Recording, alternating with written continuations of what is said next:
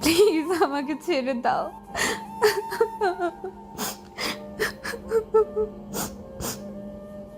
কাল রাতে কি আমাকে কিছু করেছো? মানে আমাদের মাঝে কিছু হয়েছিল? ইহিতা দ্বিধান্বিত চোখে অহানের দিকে তাকিয়ে প্রশ্ন করে। অহান কফির মগে কেবল চুমুক দিতে যাবে, তখনই ইহিতার কথা শুনে চমকে ওঠে। তীক্ষ্ণ নজরে ইহিতার দিকে তাকায়। সদ্য বিয়ে করা অহানের বউ ইহিতা। কাল ওদের পারিবারিকভাবে বিয়ে হয়েছে। ইহিতার রিস্তাই অহানের বড় ভাবি হয়, তবে এখন তার বউ। অহান ভ্রু কুঞ্চিত বাঁকা করে তেজি কণ্ঠে বলল। কোনো সন্দেহ আছে নাকি? ইহিতা বলল। সন্দেহ কি হ্যাঁ ভেবে নিব নাকি না ভাববো? অত্যন্ত বিরক্ত সহিত অহান কফির মগ টেবিলের উপর রেখে দাঁড়িয়ে পড়ল। আপনি আমার ভাবি হন। ভাবি ছাড়া আমি আপনাকে কখনোই নিজের ওয়াইফ ভাববো না, এটা মনে রাখবেন। কথাটা বলে রুম থেকে হন হনিয়ে বেরিয়ে যায় অহান। ইহিতা অহানের রাগী চেহারা দেখে মৃদু হাসে। ছোট্ট অহান এখনো ছোট্টটি রয়ে গেছে। রাগ এখনো নাকের ডগাতেই জমানো। 3 বছর পরও শারীরিক কোনো পরিবর্তন হয়নি। যেমনটা আগে দেখেছিল ঠিক তেমনিই আছে অহান। ভাবনার জগৎ থেকে বেরিয়ে ইহিতা বিছানা গোছাতে থাকে। এই সংসারে ইহিতাই প্রথম পা রেখেছিল আরমানের হাত ধরে। তাদের বিয়ের 2 বছরের মাথায় আরমানের কার অ্যাক্সিডেন্টে মৃত্যু হয়। আরমান মারা যাওয়ার পর ইহিতা মানসিকভাবে পুরোপুরিভাবে ভেঙে পড়ে। অহানের বাবা মা যথেষ্ট ভালো মানুষ ছিলেন। ওরা 2 ভাই ছিল, আরমান অহান। তাদের মেয়ে না থাকার দরুন তারা নিজের মেয়ে হিসেবে ইহিতাকে এই বাড়িতেই রেখে দেয়। আরমান মারা গেছে 1 বছর হলো। এর মধ্যে শ্বশুর বাড়ি থাকতেই ইহিতার কয়েকটা বিয়ের সম্বন্ধ আসে। অহানের বাবা আজমল রহমান হামিদা বানুর সাথে আলাপ করে অহানের সাথে ইহিতার বিয়ের ব্যাপারে। হামিদা বানুও এমন কিছু একটা ভাবছিল। সেও এই বিয়েতে সহমত ছিলেন। ইহিতার বাবা মাকে খবর দিয়ে অহান ইহিতার বিয়ের কথা বললে তারাও দ্বিধাবোধ করে না, রাজি হয় এই বিয়েতে। কিন্তু আপত্তিকর বিষয় হলো অহানকে নিয়ে। অহান ছোট থেকে বড় হয় চায়নাতে। সেখানে পড়াশোনা করার পর ড্রিম ছিল। ডিপ্লোমা ইঞ্জিনিয়ারিং সম্পূর্ণ করেছে। সেখানের একটি কোম্পানিতে জব করছে অহান। ভালো স্যালারি পাওয়ার কারণে অহান সেখানে সেটেলড হতে চায়। কিন্তু 2 দিন আগে ওর মা হামিদা বানু জরুরি তলব দিয়ে বাংলাদেশে আসতে বলে। অহান এত জরুরি তলবের মূল কারণ জানতে চাইলে হামিদা বানু বলে না। বাংলাদেশে আসলে বলা হবে বলে জানাই হামিদা বানু। অহান ছোট থেকে ওর মাকে প্রচন্ড ভয় পায় এবং কি এখনো তার কথা অক্ষরে অক্ষরে পালন করে। কিন্তু আজমল রহমানের সাথে অহানের বন্ধুত্বের মতো সম্পর্ক। বাবা হওয়ার পাশাপাশি সে অহানের বন্ধুও বটে। এই বিষয়টা ওর মাকে বলতে পারে না। সেই বিষয়টা নির্দ্বিধায় আজমল রহমানের কাছে শেয়ার করে। এখনো অহানের কোনো ব্যতিক্রম হলো না। মার জরুরি তলব পেয়ে অহান ছুটে আসে বাংলাদেশ। বাংলাদেশে এসেই জানতে পারে তার বড় ভাইয়ের বউকে বিয়ে করতে হবে, যে কিনা বিধবা নারী হিসেবে সবার কাছে পরিচিত। অহান তার মায়ের মুখের উপর না করতে পারেনি, কিন্তু আকার ইঙ্গিতে অনেকবার হামিদা বানুকে বোঝানোর চেষ্টা করেছে এই বিয়ে করতে পারবে না। কিন্তু হামিদা বানু তার এক কথাই থেকে যায়, বিয়ে করতেই হবে ইহিতাকে। তারপর আর কি, ঘরোয়াভাবেই বিয়ে সম্পূর্ণ হয় কাল রাতে। অহান নিজের বিয়ে নিয়ে বেশ চিন্তিত ছিল, আর এদিকে ইহিতা রুমে এসে টুপ করে ঘুমিয়ে পড়েছে। অহানকে যেন দেখেও না দেখার ভান ধরে এমনটা করছে। অহান এটা দেখে নিজেকে শান্ত করে। হুটহাট করে বিয়ে হওয়ার কারণে হাজারটা চিন্তা ভাবনা করতে করতে চোখ লেগে আসে। জার্নি করে আসার পর রেস্ট নেওয়ার সময়টুকু পায়নি বিয়ের কারণে। তাই চোখ বন্ধ করার সঙ্গে সঙ্গে সারা রাজ্যের ঘুম এসে জড়ো হয় অহানের চোখের পাতায়। ঘুমিয়ে যায় অহান। সকালে ইহিতার ঘুম ভাঙার আগে অহানের ঘুম ভেঙে যায়। সারা রাত চেয়ারে এক কাতে ঘুমাবার ফলে ঘাড়ে কিছুটা ব্যথা অনুভব করে। ইহিতা তখনও ঘুমে কাদা। বিরক্তিকর ভাব নিয়ে ইহিতার দিকে তাকিয়ে রুম থেকে বেরিয়ে কিচেনে চলে আসে। আজমল রহমান ও হামিদা বানুও তখন ঘুম থেকে ওঠেনি। ইহিতার বাবা মা কাল রাতেই চলে যায়। অহান টুকটাক রান্নাবান্নার কাজ পারে। সেই সুবাদে এক মগ ব্ল্যাক কফি বানিয়ে নিয়ে রুমে ফিরে আসে।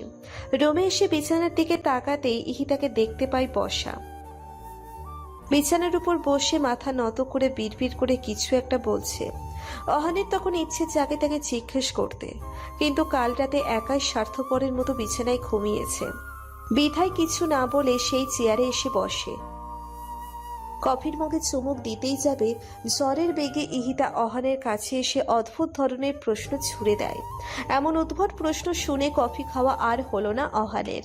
চলে যায় রুম থেকে। কিছুক্ষণ নিজেদের বাগানে ঘোরাঘুরি করে ওর বাবার রুমে বসে। আজমল রহমান তখন রুমে একাই ছিল। আব্বু, এটা কি করলো আম্মু? সকালে আসলাম আর রাতেই আমার বিয়ে দিয়ে দিল, তাও আবার ভাবির সঙ্গে। আজমল রহমান আহানকে হাতের ইশারা করে বলল, আস্তে কথা বলো, তোমার আম্মু শুনতে পাবে। কি আসতে বলবো? আম্মু কেন এমনটা করলো? চায়না থেকে আসার আগে কেন বলেনি আমাকে বিয়ের কথা?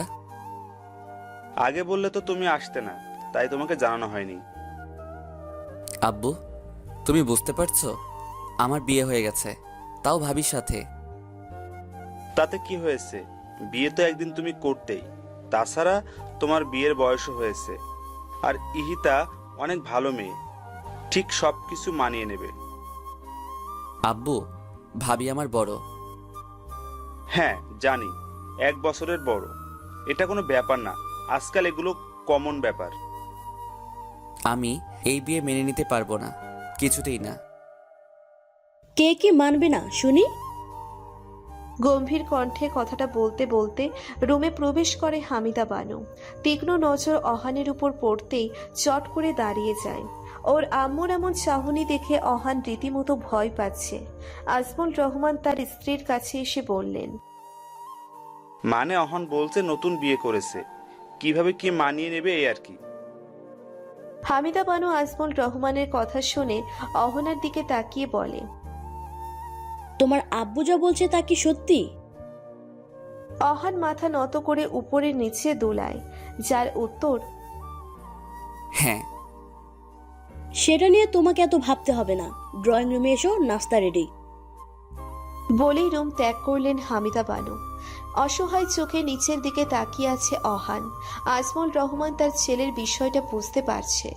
অহানের কাছে এসে কাঁধে হাত রাখতেই হাত সরিয়ে অহান রুম থেকে বের হয়ে যায়। অহান ড্রয়িং রুমে এসে চুপচাপ নাস্তা খেতে থাকে। ইহিতা এটা ওটা এগিয়ে দিচ্ছিল। অহানের একটা বিষয় খুব অবাক লাগে। অহান 1 বছর পর বাংলাদেশে এসেছে। হামিদা বানু তার নিজের ছেলেকে যত্ন আত্তি না করে ইহিতাকে করছে দেখে মনে হচ্ছে ইহিতা এ বাড়িতে আজ প্রথম এসেছে। ডিম ভাজা পরোটা অহনার সামনে দিয়ে ইহিতার প্লেটে উঠিয়ে দিচ্ছে। এসব দেখে অহান ইহিতার দিকে ক্ষোভ নিয়ে আর চোখে তাকায়। কোনো রকম খাবার খেয়ে রুমে চলে আসে। রাগে একা বিড়বিড় করে বলতে থাকে, এটাই দেখার ছিল, নিজের ছেলের চেয়ে ছেলের বউয়ের প্রতি এত মোহাব্বত। এটা কোনো কথা? ইহিতা চা হাতে রুমে প্রবেশ করে। অহানকে টেবিলে পা উঠিয়ে বসে থাকতে দেখে সামনে এসে বলে, অহান, পা নামাও। অহান কপাল থেকে হাত সরিয়ে কপাল কুঁচকে তাকায় ইহিতার দিকে। ইহিতা ঝাড়ি দিয়ে বলে, আমার দিকে তাকাতে নয়, চেয়ারের উপর থেকে পা সরাতে বলেছি। ঝাড়ি শুনে অহান চট করে মাথা নামিয়ে ফেলে। ইহিতা টেবিলের উপর চায়ের কাপ রেখে বলে, ঠান্ডা হওয়ার আগে চাটা খেয়ে নাও। আমি চা খাই না। এনেছে যখন খেতেই হবে, খাও। বলতে বলতে ইহিতা বিছানায় এসে বসে। অহান চরম বিরক্তি নিয়ে চায়ের কাপের দিকে তাকায়। ইহিতার ফোন হাতে নিয়ে অহানকে প্রশ্ন করে, তোমার কোনো গার্লফ্রেন্ড আছে? না। বয়ফ্রেন্ড? অহান চট করে ইহিতার দিকে ঘাড় ঘুরিয়ে তাকায়। ভ্রু কুঁচকে বলে, বয়ফ্রেন্ড? হ্যাঁ, বয়ফ্রেন্ড আছে। অবাক হয়ে চোয়াল জোড়া শক্ত করে বলে অহান, আশ্চর্য, আমার বয়ফ্রেন্ড থাকবে কেন? আমি শুনেছি বাইরের দেশগুলোতে ছেলেরাই নাকি ছেলেদের সাথে ডেটে যায়। তারা গার্লফ্রেন্ড বয়ফ্রেন্ডের কর্তব্য পালন করে। ভুল শুনেছেন। তাহলে তুমি বলতে চাইছো তোমার গার্লফ্রেন্ড বয়ফ্রেন্ড কোনোটাই নেই? না, নেই। বউ? যেখানে আমার গার্লফ্রেন্ডই নেই সেখানে বউ আসবে কোথা থেকে? কি আজগবি প্রশ্ন। সত্যিই নেই? না। এবার ইহিতা দাঁড়িয়ে গিয়ে রেগে কোমরে হাত রেখে বলে। তাহলে আমি কে? অহান এতক্ষণ বুঝতে পারল ইহিতার কথা পেঁচানোর মূল কারণ। অহানের মুখ থেকে স্বীকার করাতে চেয়েছিল ইহিতা ওর বউ, তার জন্য এত ঘুরিয়ে পিছিয়ে কথাগুলো বলেছে অহানকে। কি হলো বলো? ভাবি, এসব কি শুরু করেছেন? কাল রাতে আপনাকে বিয়ে করার কথা বললাম আম্মু। শুনে মাথায় বাস পড়লেও নিজেকে সামলে বিয়েটা করে নিলাম। জানি আপনি এখন আমার বউ, কিন্তু এটা কিভাবে সম্ভব? যাকে ভাবি বলে ডেকেছি সে এখন আমার রিশতায় বউ হয়ে গেল। এটা কি মানা যায়? আগে তোমার ভাবি ছিলাম, এখন তোমার বউ। এতে সমস্যা তো দেখছি না আমি। বোঝার চেষ্টা করেন, আমি কিভাবে আপনাকে মেনে নিব? আপনি আমার বড়। অনলি 1 বছর, তাতে সমস্যা নেই।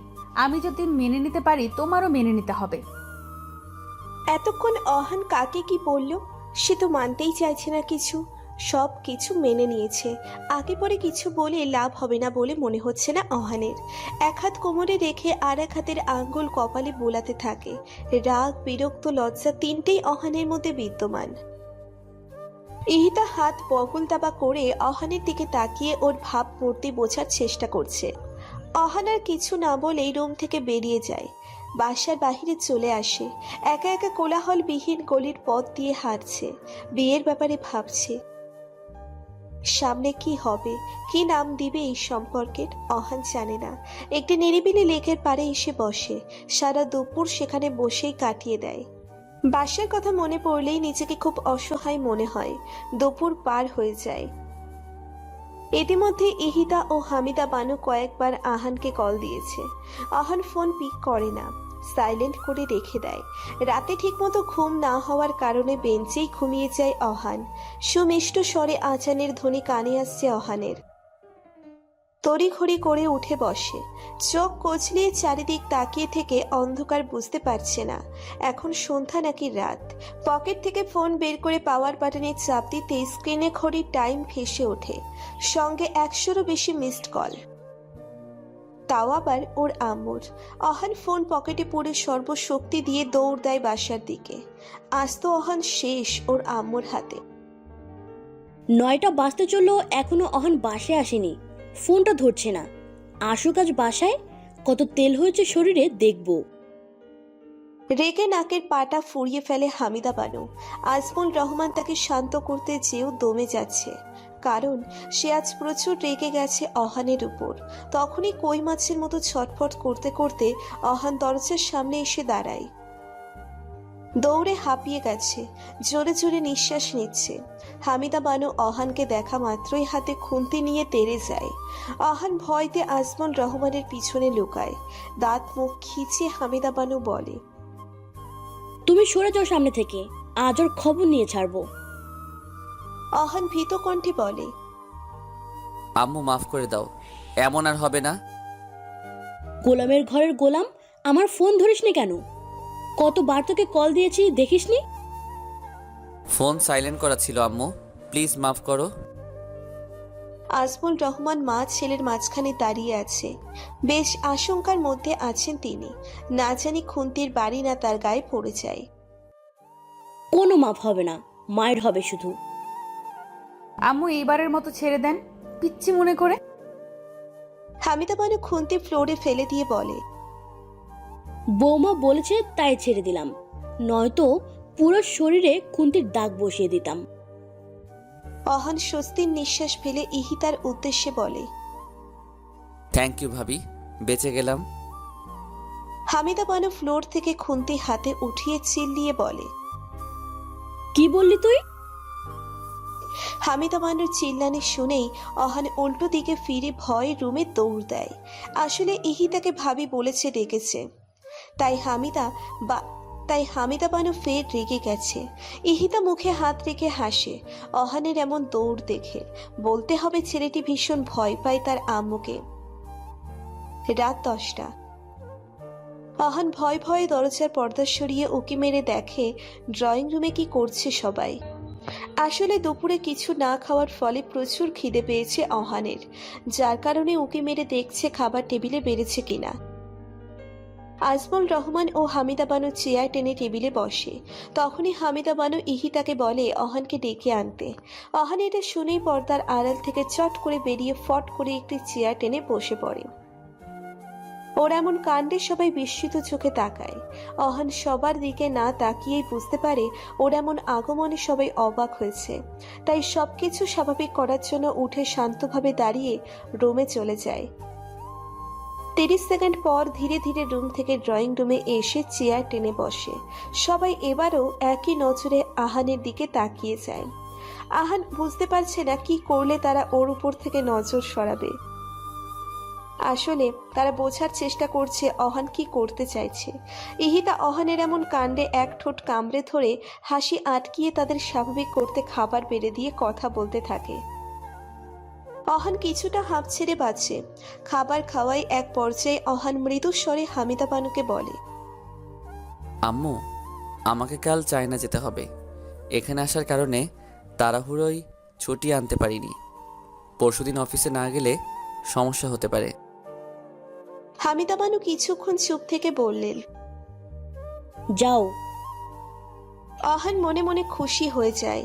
ওর খুশির ঝলক চেহারায় ফুটে ওঠে, কিন্তু বেশিক্ষণ খুশির ঝলক চেহারায় টিকে রইল না। খুশি বানুর কথা শুনে খাবার খাওয়া বন্ধ হয়ে যায় অহানের। সে বলল, ইহিতাকে ওর সাথে নিয়ে যাবে চায় না, এটা আমার আদেশ। বলেই তিনি উঠে চলে যায়। অহান হাঁ করে ওর আম্মুর যাওয়ার দিকে তাকায়। পরক্ষণে ইহিতার দিকে তাকাতেই ইহিতা মুচকি হেসে এক চোখ টিপ দেয়। সঙ্গে সঙ্গে অহানের হাঁ করা মুখ বন্ধ করে নেয়। আজমল রহমান এটা দেখে মুচকি মুচকি হাসতে থাকে। আমাদের অহান পুরো আহম্মক হয়ে গেছে। ভাবলো কি আর হলো কি, জীবনটা ফুটবল হয়ে গেল। যখন যে পারছে পা দিয়ে ছুটিয়ে দিয়ে যাচ্ছে। চায়না গিয়ে কি ভাবি দেবরের সম্পর্ক ঠিক হবে নাকি এমনই রয়ে যাবে। রাত পেরিয়ে সকাল হলো। রাতেই ইহিতা কাপড় চোপড় গুছিয়ে রেখেছে। নাস্তা সেরে 10টার দিকে এয়ারপোর্টে আসে ওরা। সঙ্গে হামিদা বানু ও আজমল রহমানও এসেছে। ইহিতার পাসপোর্ট ভিসা আগে থেকেই হামিদা বানু ম্যানেজ করে রেখেছিল। এয়ারপোর্টে বসে ইহিতাকে অহানের বিষয়ে অনেক কিছুই বলে হামিদা বানু তাও অহানকে শুনিয়ে শুনিয়ে বলে, ইহিতা, অহন যদি উল্টাপাল্টা কিছু করে বা তোমার সাথে খারাপ ব্যবহার করে তাহলে তুমি আমাকে কল দিবে, তারপর দেখবে আমি ওর কি হাল করি। অহান তো পাশে দাঁড়িয়ে ওর আম্মুর কথাগুলো শুনে যাচ্ছে। আরও অনেক কিছু বলে হামিদা বানু। তখনই মাইকে অ্যানাউন্সমেন্ট হতে থাকে। অহান দ্রুত ওর আব্বু আম্মুর পা ছুঁয়ে সালাম করে ইহিতাকে রেখেই হাঁটতে থাকে। তখনই আবার ফিরে এসে ইহিতাকে সাথে নিয়ে প্লেনের উদ্দেশ্যে ছোটে। দুজনেই পাশাপাশি সিটে বসেছে। আহান ওর হাতের ব্যাগটা উপরে রেখে জানালার পাশের সিটে বসে। অহান এখন প্রাণ ভরে নিঃশ্বাস নিচ্ছে। আর চোখে ইহিতার দিকে তাকিয়ে দেখে সে হাত দুটো পিছনের দিকে দিয়ে গলার কিছু একটা পড়ছে। যাই পড়ুক না কেন তাতে ওর কি। চোখ সরিয়ে নেয় অহান, কিন্তু পরক্ষণে মনে পড়ে ইহিতা প্রথম প্লেনে চড়েছে। প্লেন যখন আকাশে উড়াল দিবে তখনই ওকে চাপটে ধরতে পারে। এটা দেখে অহান দ্রুত হাত উঁচুতে উঠিয়ে বগল দাবা করে রাখে। ইহিতা অহানের এমন কাণ্ড দেখে ঠিক বুঝতে পেরেছে কেন এমন করেছে অহান।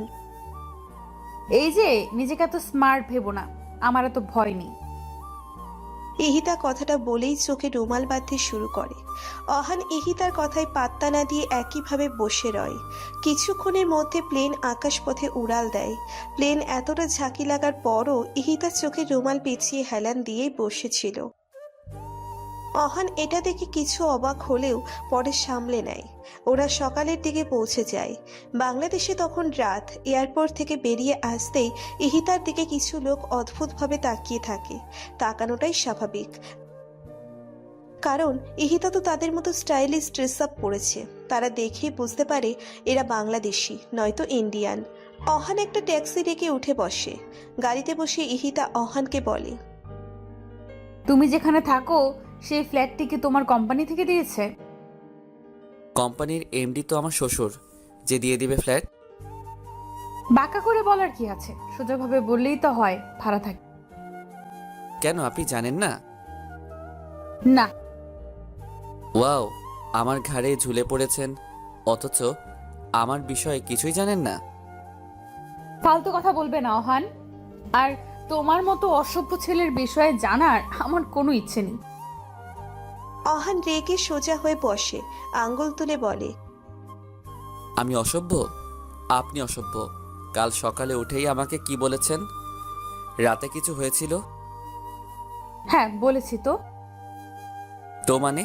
আরে আমি সহজ সরল বাচ্চা ছেলে, ইন্টিমেট মানে কি সেটাও বুঝি না, আর আপনি আমাকে এসব জিজ্ঞেস করছেন?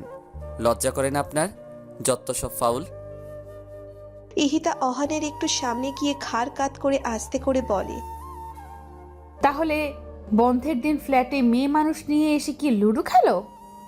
ইন্টিমেট মানে বোঝো না? এমনিতেই ইহিতা অহানের কাছে এসেছে দেখে পিছনে সরে গেছে অহান। এখন আবার ওর বলা কথাটা শুনে অহানের চোখ রসগোল্লার মতো বড় হয়ে যায়। ইহিতা পিছিয়ে এসে বলে, এত বড় করে তাকালে চোখের মনি খুলে আমার হাতে এসে পড়ো। অহান বড় নিঃশ্বাস নিয়ে খুব কষ্টে একটা ঢোক গেলে স্লোলি ভাবে সামনে তাকায়।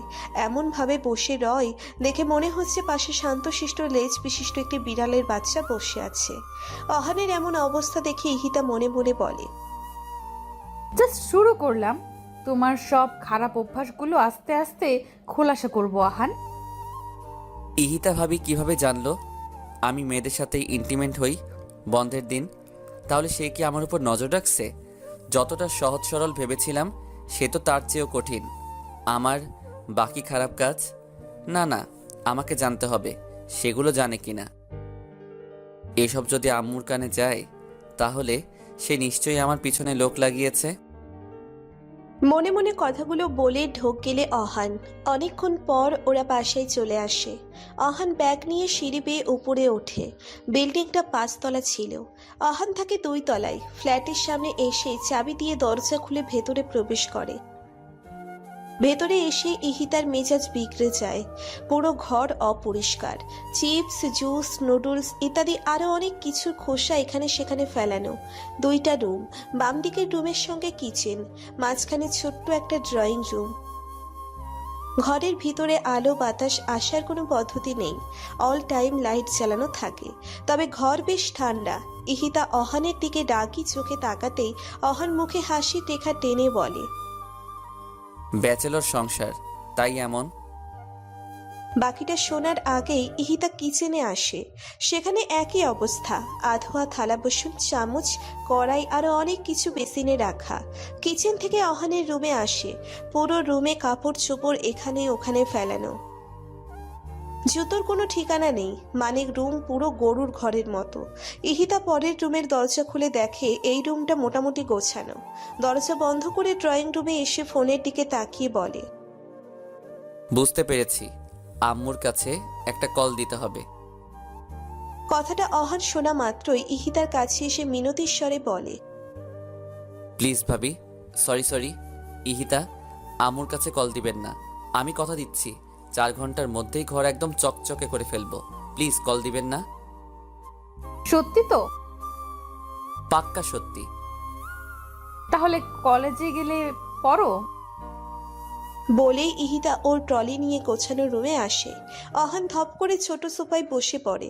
কান্না ফেস বানিয়ে বলে, যা করতে পছন্দ করি না তাই আজ করতে হবে। কোথায় ফেসে গেলাম দয়াল। ইহিতা চিল্লিয়ে রুম থেকে বলে, অহান, কাজ শুরু করেছো? অহান ইহিতার কথা শুনেই চট করে দাঁড়িয়ে ঘর গোছানোর কাজে লেগে পড়ে। প্রথমে সব ময়লা একটি পলিথিনে ওঠাতে থাকে। তারপর ঝাড়ু দিয়ে রান্নাঘরে থাকা আধোয়া থালা বাসন ধুতে থাকে। এরই মধ্যে ইহিতা কিচেনে আসে ঠান্ডা পানি খাওয়ার জন্য। অহানকে থালা বাসন ধুতে দেখে ওর দিকে তাকাতে তাকাতে ফ্রিজ খোলে। অহান ইহিতাকে ফ্রিজ খুলতে দেখেই চোখ মুখ কুচকিয়ে অন্যদিকে তাকায়। ইহিতা ফ্রিজ খোলার সাথে সাথে থ হয়ে যায়। কিছুক্ষণ ফ্রিজের দিকে তাকিয়ে থেকে অহানের দিকে ক্রোধিত চোখে তাকায়। অহান তখন ঘাড় অন্যদিকে ঘুরিয়ে থালা বাসন মাজছিল। ইহিতা ঠাস করে ফ্রিজ লাগিয়ে চিল্লিয়ে চিল্লিয়ে বলে, গাধা দেখেছি, কিন্তু তোমার মতো এমন গাধা আমি আগে কখনো দেখিনি। অহন ঠিক একভাবেই দাঁড়িয়ে থালা বাসন মাজছে, কোনো প্রতিক্রিয়া নেই, জানে এসব এখন শুনতেই হবে। ইহিতা ফের চিল্লিয়ে চিল্লিয়ে বলে, যেমন নোংরা ঘর করে রাখে তেমন ফ্রিজটাও নোংরা করে রেখেছো। কি কি আবর্জনা রেখেছো ফ্রিজের মধ্যে! পচা সবজি, খালি ক্যান, খালি পানি, তার সাথে দুধের বোতল, বাসি তরকারি, ডিমের খোসা, এমনকি দাঁত মাজার পেস্ট ব্রাশও সেখানে রেখে দিয়েছো। ছি! অহনের কোনো পরিবর্তন হয়নি, একইভাবে দাঁড়িয়েই থালা বাসন ধুতে ব্যস্ত। তুমি এত নোংরা কবে থেকে হলে? সবার সামনে তো খুব স্মার্টনেস দেখাও, আর ভেতরে নোংরা কোথাকার! ইহিতার কথা এবার পাল্টা জবাব দেয় অহান, থালা বাসন হাত থেকে ঠাস করে রেখে বলে, আমার ঘর, আমার রুম, আমার ফ্রিজ, আমি যা মন চাই তাই করতে পারবো, তাতে আপনার কি? আমাকে নোংরা বলার আপনি কে? ইহিতা অহানের কথা শুনে কিছুক্ষণ চুপ করে থেকে বলে, আচ্ছা, আমি কে তোমার সেটা আম্মুকে কল দিয়ে জিজ্ঞেস করি। ওয়েট। বলেই কল দিতে নিলেই তখনই ইহিতা ওর পায়ের কাছে কিছু একটা অনুভব করে। তাকিয়ে দেখে অহান ইহিতার দুই পা জড়িয়ে ধরে রেখেছে। ইহিতা এক ভ্রু উঁচু করে বলে, কি? অহান গানের সুর মিলিয়ে ইহিতাকে বলে, ভাবি গো, আম্মুরে বইলেন না, আম্মু আমাকে পিটাইয়া তক্তা বানাবে। ও ভাবি গো, মাফ করেন। ইহিতা মুখে হাত রেখে মিটমিটিয়ে হাসে। ওর এখন মন চাইছে খিলখিল করে হাসছে অহানের কাণ্ড দেখে, কিন্তু কোনো রকম হাসি থামিয়ে ভারী কণ্ঠে বলে, ওঠো। না, আগে বলেন আম্মুরে কল দিবেন না। আচ্ছা যাও, কল দিব না। এবার উঠো, থালা বাসন ধুয়ে নাও, আর হ্যাঁ, ফ্রিজও সুন্দর করে পরিষ্কার করবে। ওকে। অহান খুশি হয়ে পা ছেড়ে উঠে দাঁড়ায়। ইহিতা চলে যাওয়ার সময় বলে, আমাকে ভাবি বলে ডেকেছো, নেক্সট টাইম যেন আর না শুনি। নাম ধরে ডাকবে আমার। অহান মনে মনে ইহিতার উপর ক্ষোভ নিয়ে কাজ করতে থাকে। অহানের ভালো দিনগুলোতে খুব বেশি মিস করছে এখন। কান্না ফ্রিজ বানিয়ে থালা বাসন ধুতে থাকে। 3 ঘন্টা পর কিচেন, ফ্রিজ, ড্রয়িং রুম পরিষ্কার করা শেষ। এয়ারপোর্ট থেকে আসার পর কিছুই খাওয়া হয়নি অহানের। ইহিতাও খায়নি। খালি পেটে এত এত কাজ করে অহান টায়ার্ড। গলায় তোয়ালে ও হাতে বালতি নিয়ে ওর রুমের দিকে ধীরে ধীরে এগিয়ে যাচ্ছে। ঘামে মনে হচ্ছে কৌশল করে দিয়েছে। এত কাজ অহান কখনোই করেনি।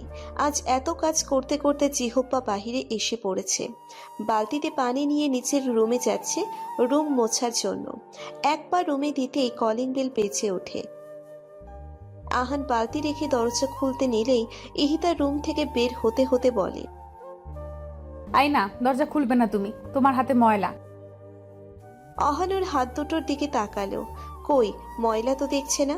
ইহিতার দিকে গাল ফুলিয়ে তাকায়। এত কাজ করেছে, ময়লা তাকাতেই পারে, তাই বলে কি দরজা খোলা নিষিদ্ধ?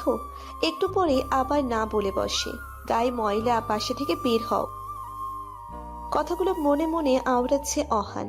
ইহিতা দরজা খুলে দেয়। হাসি মুখে একটি যুবক ভেতরে আসে। যুবকটি আগে থেকেই ইহিতাকে চিনত। সে ছিল অহানের কাছের বন্ধু রিফাত। তারা একসাথেই চায়না এসেছে। একই অফিসে কাজ করলেও তাদের ফ্ল্যাট ভিন্ন। রিফাত এই বিল্ডিং এর 3 তলায় থাকে। ইহিতা ঠোঁটে হাসি ফুটিয়ে বলে, আরে রিফাত যে, কেমন আছো? ভালো আছি ভাবি, আপনি কেমন আছেন? এই তো আছি। তা আপনি? কথাটা বলে শেষ করার আগেই অহানের দিকে চোখ পড়ে। রিফাত জিজ্ঞেস করে, ভাবি, এই ছেলেটাকে চেহারায় ময়লা মাখানো, আপনাদের বাসায় নতুন কাজের লোক নাকি?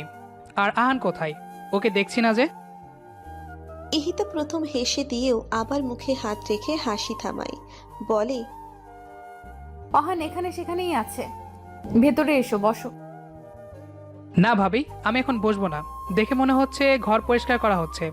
ভালো করে পরিষ্কার করান। অহান শালায় জন্মের নোংরা, ঘর অপরিষ্কারেই রেখে দেয়। আমি যাই, পরে আসবো না আবার। বলেই রিফাত দ্রুত বাসা থেকে বের হয়ে যায়। আসলে রিফাত জানতো এটাই অহান, তাই একটু মজা নিয়ে গেল অহানের সাথে। ইহিতা মিটমিটিয়ে হেসে দরজা বন্ধ করে দেয়। অহান রিফাতের কথায় ডাকে ফোঁসফোঁস করছে। কাজ করতে করতে চেহারায় হাল খারাপ হয়ে গেছে অহানের। তাহলে বুঝুন কত কাজ করেছে আজ অহান। ইহিতা ভারী কণ্ঠে বলে, এইভাবে দাঁড়িয়ে না থেকে তাড়াতাড়ি ঘর মুছে গোসল করে এসো। চেহারার যেই হাল করেছো তাতে রিফাতের কথাই সত্যি ছিল। কথাটা বলে ইহিতা এক মুহূর্ত না দাঁড়িয়ে চলে আসে রুমে। অহান বেচারা বালতি নিয়ে এক বুক কষ্ট নিয়ে রুমে চলে আসে। কান্না ফেস বানিয়ে রুম জোরে জোরে মুছতে থাকে। সময় কেটে যায়, 1টা বেজে গেছে। ইহিতা গোসলে অনেক আগেই করে নিয়েছে। এদিকে অহান গোসল করে তোয়ালে পেঁচানো অবস্থায় শুয়ে পড়ে বিছানায়। আজ অনেক কাজ করেছে সে। মনে পড়লেই অহানের ডাকে কাঁদতে ইচ্ছে করছে। ইহিতা উঠতেই কলিং বেল বেজে ওঠে। রুম থেকে বেরিয়ে দরজা খুলে দেখে খাবার ডেলিভারির লোক এসেছে। ইহিতা খাবার অর্ডার করেছিল। টাকা দিয়ে খাবারগুলো নিয়ে সার্ভ করে ছোট্ট টেবিলে রাখে। চিল্লিয়ে অহানকে ডাকে খাবার খেতে। ইহিতা টিভি অন করে খাবার খাচ্ছে। অহানের শরীর কাজ করতে করতে অনেকটা দুর্বল হয়ে গেছে, যার দরুন হেলে দুলে হেঁটে ড্রয়িং রুমে আসে। খাবারের প্লেট হাতে নিয়ে দ্রুত খেতে শুরু করে। ইহিতা অহানের দিকে তাকিয়ে ভালো করে পর্যবেক্ষণ করে নেয়। অহানের পরনে 3/4 প্যান্ট, সেটার হাঁটুর দিক থেকে কিছু অংশ ছেঁড়া, হাত কাটা গেঞ্জি। অহানকে পর্যবেক্ষণ করার পর খাওয়াই মন দেয়। অহান খিদের চোটে ইহিতার আগে খাওয়া শেষ করে। হাত ধুয়ে উঠে চলে যেতে নিলে ইহিতার ডাকে থেমে যায়। পিছনে ফিরে বলে, কি? এটা পড়ো। একটা কাগজের খাম অহানের দিকে এগিয়ে দেয় ইহিতা। এটা কি? রুলস। কিসের? কার? তোমার জন্য, পড়ো। আমার রুলস মানে? এখন এখানে থাকতে হলে কি আমাকে রুলস মেনে চলতে হবে? ইহিতা পানির মগ টেবিলের উপর রেখে বলে, অবশ্যই। পারবো না। আমি পারবো। কি? আম্মুকে কল দিন। অহান কথাটা শুনেই রাগে চোয়াল জোড়া শক্ত করে ফেলে। অনিচ্ছা সত্ত্বেও কাগজের খাম হাতে নিয়ে খুলে পড়তে থাকে। রুলসের 1 নাম্বারটি ছিল প্রতিদিন সকালে যথারীতি সময় উঠে নাস্তা তৈরি করতে হবে, তারপর অফিসে যাবে। দুপুর ও রাতের রাস্তা ইহিতাই করবে। অফিস থেকে এসে ঘরের সব কাজও করতে হবে অহানের। প্রথমটা পড়েই ইহিতার দিকে তাকায়। ইহিতা অহানের দিকে তাকিয়ে বলে, নেক্সট। দ্বিতীয় রুলস ছিল কোনো মেয়েদের সাথে কথা বলা তো দূর, নজরেও তাকানো যাবে না, সব মেয়েদের আপু বলে রাখতে হবে।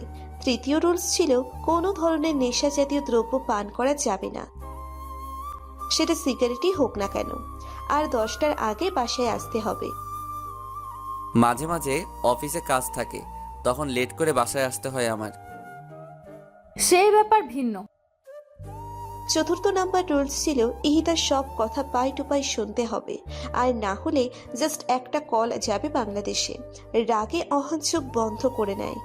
রাগে নিঃশ্বাস ফেলে টেবিলের উপর 2 হাত রেখে ইহিতার দিকে ঝুঁকে চেহারার সামনে গিয়ে বলে, যদি আমি আপনাকে এখানে মেরে গুম করে দেই বা আপনার ফোন ছিনিয়ে নেই, তারপর তো আম্মুর সাথে যোগাযোগ করতে পারবেন না, তখন? ইহিতা সেখানে থাকা ছোট্ট চামচ দিয়ে অহানের মাথায় ঠাস করে বাড়ি মেরে দেয়। অহান চামচের বাড়ি খেয়ে ইহিতার কাছ থেকে সরে এসে মাথায় হাত বুলাতে থাকে। ইহিতা টেবিলের নিচ থেকে ফোন বের করে টেবিলের উপর রেখে লাউড স্পিকারে দেয়। তখনই ফোনের অপর পাশ থেকে হামিদা বানুর ছাঁচালো কণ্ঠের স্বর শোনা যায়, নবাবজাদার ঘরে হারামজাদা, তোর এত বড় সাহস, তুই আমার মাইরা গুম করে ফেলবি বলছিস, আবার ফোন ছিনিয়ে নিবি?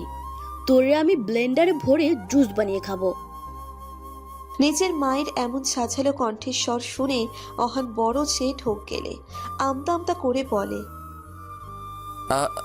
আম্মু, আমি তো ইহিদার সাথে মজা করছিলাম, তুমি এটা সিরিয়াসলি নিচ্ছ কেন? শোন হারামজাদা, এখন যেটা বলছিস সেটা যেন মজা পর্যন্ত সীমাবদ্ধ থাকে। যদি ইতিহার কিছু হয় রে, তোকে মেরে তারপর আমি ক্ষান্ত হব। আর ইতিহা তোর ভাবি নয়, বউ হয়, কথাটা মনে রাখিস। বলেই লাইন কেটে দেয় হামিদা বানু। অহান কপালে হাত রেখে বসে পড়ে সোফায়।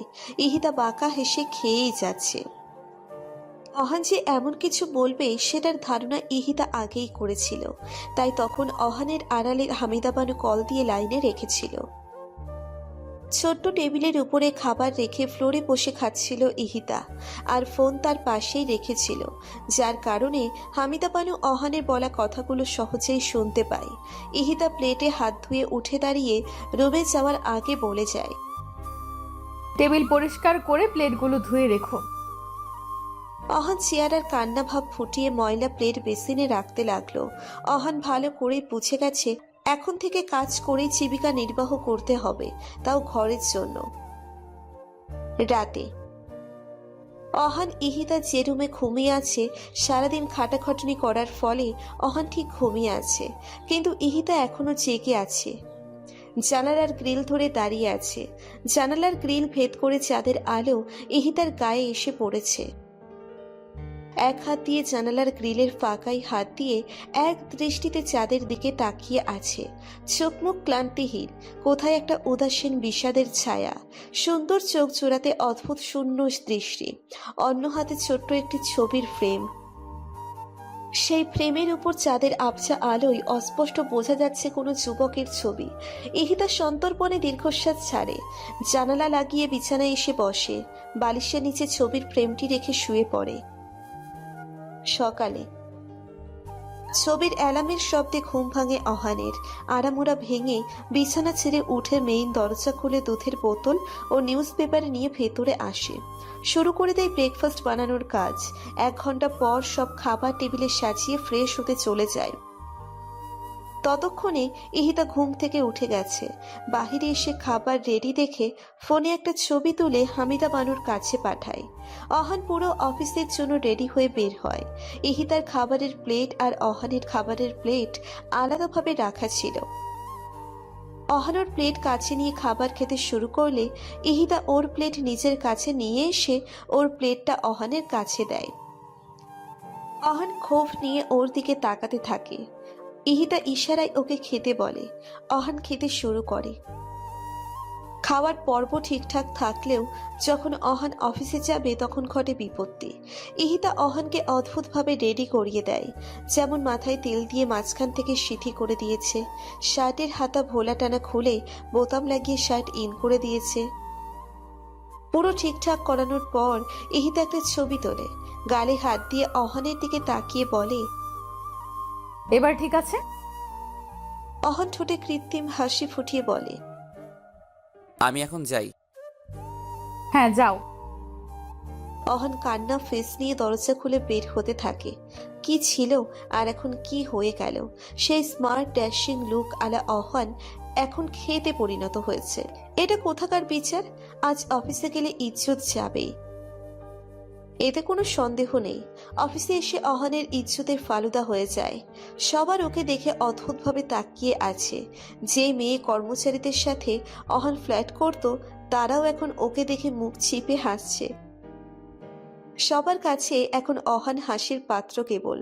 অহান বেচারা মুখ ভার করে নিজের স্থানে এসে বসে, কিন্তু বেশিক্ষণ বসে থাকতে পারে না। তার আগেই বসের পিএ এসে অহানকে ডাকে।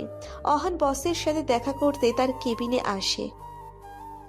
ছুটি না নিয়ে যাওয়ার ফলে প্রথমে বস ওকে বকাঝকা করে, পরক্ষণে অহানের এমন নতুন পরিবর্তন দেখে হেসে দেয়। অফিসের বসও তাকে দেখে হেসেছে। এর চেয়ে খারাপ কিছু আর কি হতে পারে? অফিসের অহান ছিল হ্যান্ডসামদের মধ্যে দ্বিতীয় ব্যক্তি। সবার সাথে ভাব দেখিয়ে কথা বলতো, আর আজ সেই অফিসের মধ্যে আনস্মার্টদের মধ্যে একজন। অহান চুপচাপ নিজের সিটে বসে কাজ করতে থাকে। আশেপাশের কর্মচারীরা যা বলছে সব চুপচাপ শুনে যাচ্ছে। তখনই ওর কাছে রিফাত আসে। অহানের কাঁধে হাত রাখতেই পিছনে ফিরে তাকায় অহান। সঙ্গে সঙ্গে রিফাত চমকে যায়। এ কাকে দেখছে সে? যে ছেলে তার স্মার্টনেস দেখিতে সবাইকে জেলাস ফিল করাতো, আর আজ তার এমন করুণ হাল। খুব ভাববার বিষয়। রিফাত কিছু বলতে যাবে তখনই অহান রিফাতের কোমর পেঁচিয়ে ধরে এমন অবস্থার জন্য কান্না করতে থাকে। সব কর্মচারীরা আরো আগ্রহ নিয়ে ওদের দুইজনের দিকে তাকিয়ে আছে। রিফাত এটা দেখে অহানের পিঠে হাত রেখে বলে, সবাই দেখছে, কান্না থামা অহান। অহান চট করে রিফাতের কথা শুনেই ওকে ছেড়ে দিয়ে সোজা হয়ে বসে বলে, আমি কান্না করছিলাম না, কান্নার অভিনয় করছিলাম। এই ছেলে কখনো শুধরাবে না।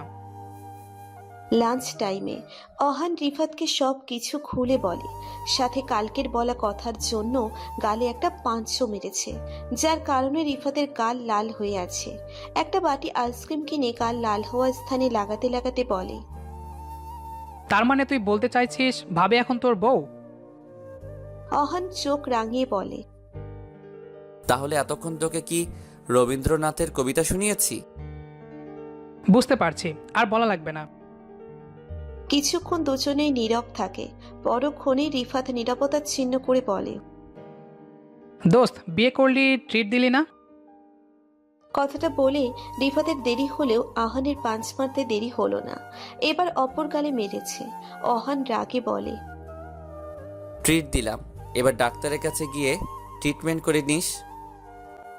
রিফাত এগাল থেকে আইসক্রিম নিয়ে অপর গালে লাগাচ্ছে। ব্যথায় কাতর মাখা কণ্ঠে বলে, ভাবিকে বলে তোর শাস্তি দ্বিগুণ করব, দাঁড়া। আহ, রাতে সারাদিন ইহিতার বদ্ধ রুমে একা একা সময় কাটিয়ে দেয়। অনেকক্ষণ পর্যন্ত হামিদা মানুষ সাথে কথা বলেও সময় যেন কাটছে না। ঘড়ির দিকে তাকিয়ে দেখে 10টা বাজতে 10 মিনিট বাকি। ইহিতা দরজার সামনে দাঁড়িয়ে পায়চারি করছে। 10টা 9 মিনিট হতেই কলিং বেল বেজে ওঠে। ইহিতা তড়িঘড়ি করে দরজা খুলে দেয়। দরজা খুলতেই ইহিতা অহানের ক্লান্তি মাখা চেহারা দেখতে পায়, সাথে চেহারায় ফুটে আছে রাগের ছটা। ইহিতা পাশে সরে দাঁড়ায়। অহান ইহিতার দিকে না তাকিয়েই হনহনিয়ে রুমে চলে যায়। ইহিতা দরজা লাগিয়ে মনে মনে বলে, মনে হয় অহান রেগে আছে, আজ একটু বেশি হয়ে গেছে, কিন্তু তোমার জন্য এটা পারফেক্ট অহান। ইহিতা কিচেনে আসে, খাবার টেবিলে বেড়ে অহানকে ডাকতে থাকে। অহান যখন বাথরুমে শাওয়ার নিচ্ছিল, বাথরুমে বসে ইহিতার কণ্ঠের স্বর শুনে অহানের মন চাইছে গলা টিপে দিতে। আজ তার জন্যই সবার সামনে ইনসাল্ট হয়েছে। সবাই তাকে নিয়ে হাসি ঠাট্টা করেছে। কিভাবে ভুলে যাবে অহান এসব? চোখ বন্ধ করলেই তাদের বলা কথা কানে বিষের মতো বাজছে। অহান ফুল শাওয়ার ছেড়ে মাথা ঠান্ডা করে। কিছুক্ষণ পর বাথরুম থেকে বের হয়ে জামা কাপড় পরে বাহিরে আসে। ইহিতা তখন টেবিলের পাশেই খাবার নিয়ে বসেছিল। অহান কোনো কথা না বলেই খাবার খেতে শুরু করে। ইহিতা অহানের চেহারায় রাগ দেখে বিভিন্নভাবে ওর সাথে কথা বলার চেষ্টা করে, কিন্তু অহান কথা বলে না। ইহিতা এবার মুচকি হাসে, উঠে দাঁড়িয়ে অহানের পাশে বসে। অহান ঘাড় ঘুরিয়ে ভ্রু কুঁচকে ইহিতার দিকে তাকায়। ইহিতা সুইট স্মাইল দিয়ে অহানের গাল টেনে দিয়ে বলে, রাগ করে না অহান বাবু, কিনে দেব কমলা লেবু। অহান ইহিতার এমন কবিতা শুনে বিরক্ত হয়ে ওর গাল থেকে হাত সরিয়ে বসা থেকে উঠে রুমে গিয়ে ঠাস করে দরজা লাগিয়ে দেয়। ইহিতা অহানের এমন ব্যবহারে মৃদু হাসে। অহানের এমন রাগের সাথে ইহিতা অনেক আগে থেকেই পরিচিত, তাই ওর কাছে এগুলো কোনো ব্যাপার না। বাড়তি খাবারগুলো ফ্রিজে রেখে থালা বাসন নিচেই ধুয়ে রাখে। তারপর ড্রয়িং রুমের লাইট নিভিয়ে রুমে চলে আসে। বিছানায় বসে বালিশের নিচ থেকে সেই ফটো ফ্রেমটি বের করে। গলায় হাত দিয়ে চেইন সহ লকেটটি দেখতে থাকে। এটা আরমান ওকে বাসর ঘরে দিয়েছিল। আরমানের মৃত্যুর পর খুলে রেখেছিল, কিন্তু সেদিন প্লেনে বসে এটা গলায় পরে নেয়। কেন জানি খুব পড়তে মন চাইছিল। টেবিল লাইট নিভিয়ে ফটো ফ্রেমটি বুকের সাথে জড়িয়ে শুয়ে পড়ে ইহিতা। সকাল থেকে হামিদা বানু আজমল রহমানের সাথে চিল্লাচিল্লি করছে। এত করে তাকে চিনি কম খেতে বললেও কথা শোনানো যায় না তাকে। আজমল রহমানের ডায়াবেটিস, তাই হামিদা বানু তাকে চিনি কম খেতে বললেও সে তার বারণ শোনে না। এই জন্য সকাল থেকেই চিল্লাচিল্লি শুরু করেছে সে। আজমল রহমান বেশ আরামে কানে তুলো গুজে ইজি চেয়ারে বসে পেপার পড়ছে। হামিদা বানুর কথা সে কিছু শুনছে না। সকালে অহানের ডাকে ইহিতার ঘুম ভাঙে। বিছানা থেকে উঠতেই মাথাটা চক্কর দেয়। কিছুক্ষণ বসে থেকে তারপর ফ্রেশ হয়ে বাহিরে আসে। আজ বেশ লেট হয়ে গেছে অহানের, তাই ইহিতাকে রেখেই নাস্তা খাচ্ছে অহান। ইহিতা নাস্তা খেতে বসার আগে অহান পানি খেয়ে দরজা খুলে বের হতে নেয়, কিন্তু পেছন থেকে ইহিতার ডাকে থেমে যায়। অহান প্রচুর বিরক্ত হচ্ছে। সে জানে ইহিতা কেন তাকে ডেকেছে, আবার কালকের মতো ক্ষেত বানাবে, কিন্তু ইহিতা এমন কিছু করে না আজ। অহানের সামনে এসে চুলগুলো হাত দিয়ে ঠিক করে নেয়, শার্টের কলায় নামিয়ে হাতের বোতাম লাগিয়ে দেয়। তারপর অহানের কাছ থেকে দূরে সরে চোখের ইশারায় যেতে বলে। অহান দ্রুত চলে যায়। সিঁড়ি দিয়ে নামতে নামতে অহান হাত ঘড়ি দেখতে থাকে। আজ অনেক লেট সে। ট্যাক্সি করে কোনো মতে অফিসে পৌঁছেই কারোর সাথে কথা না বলে নিজের কাজ করতে থাকে।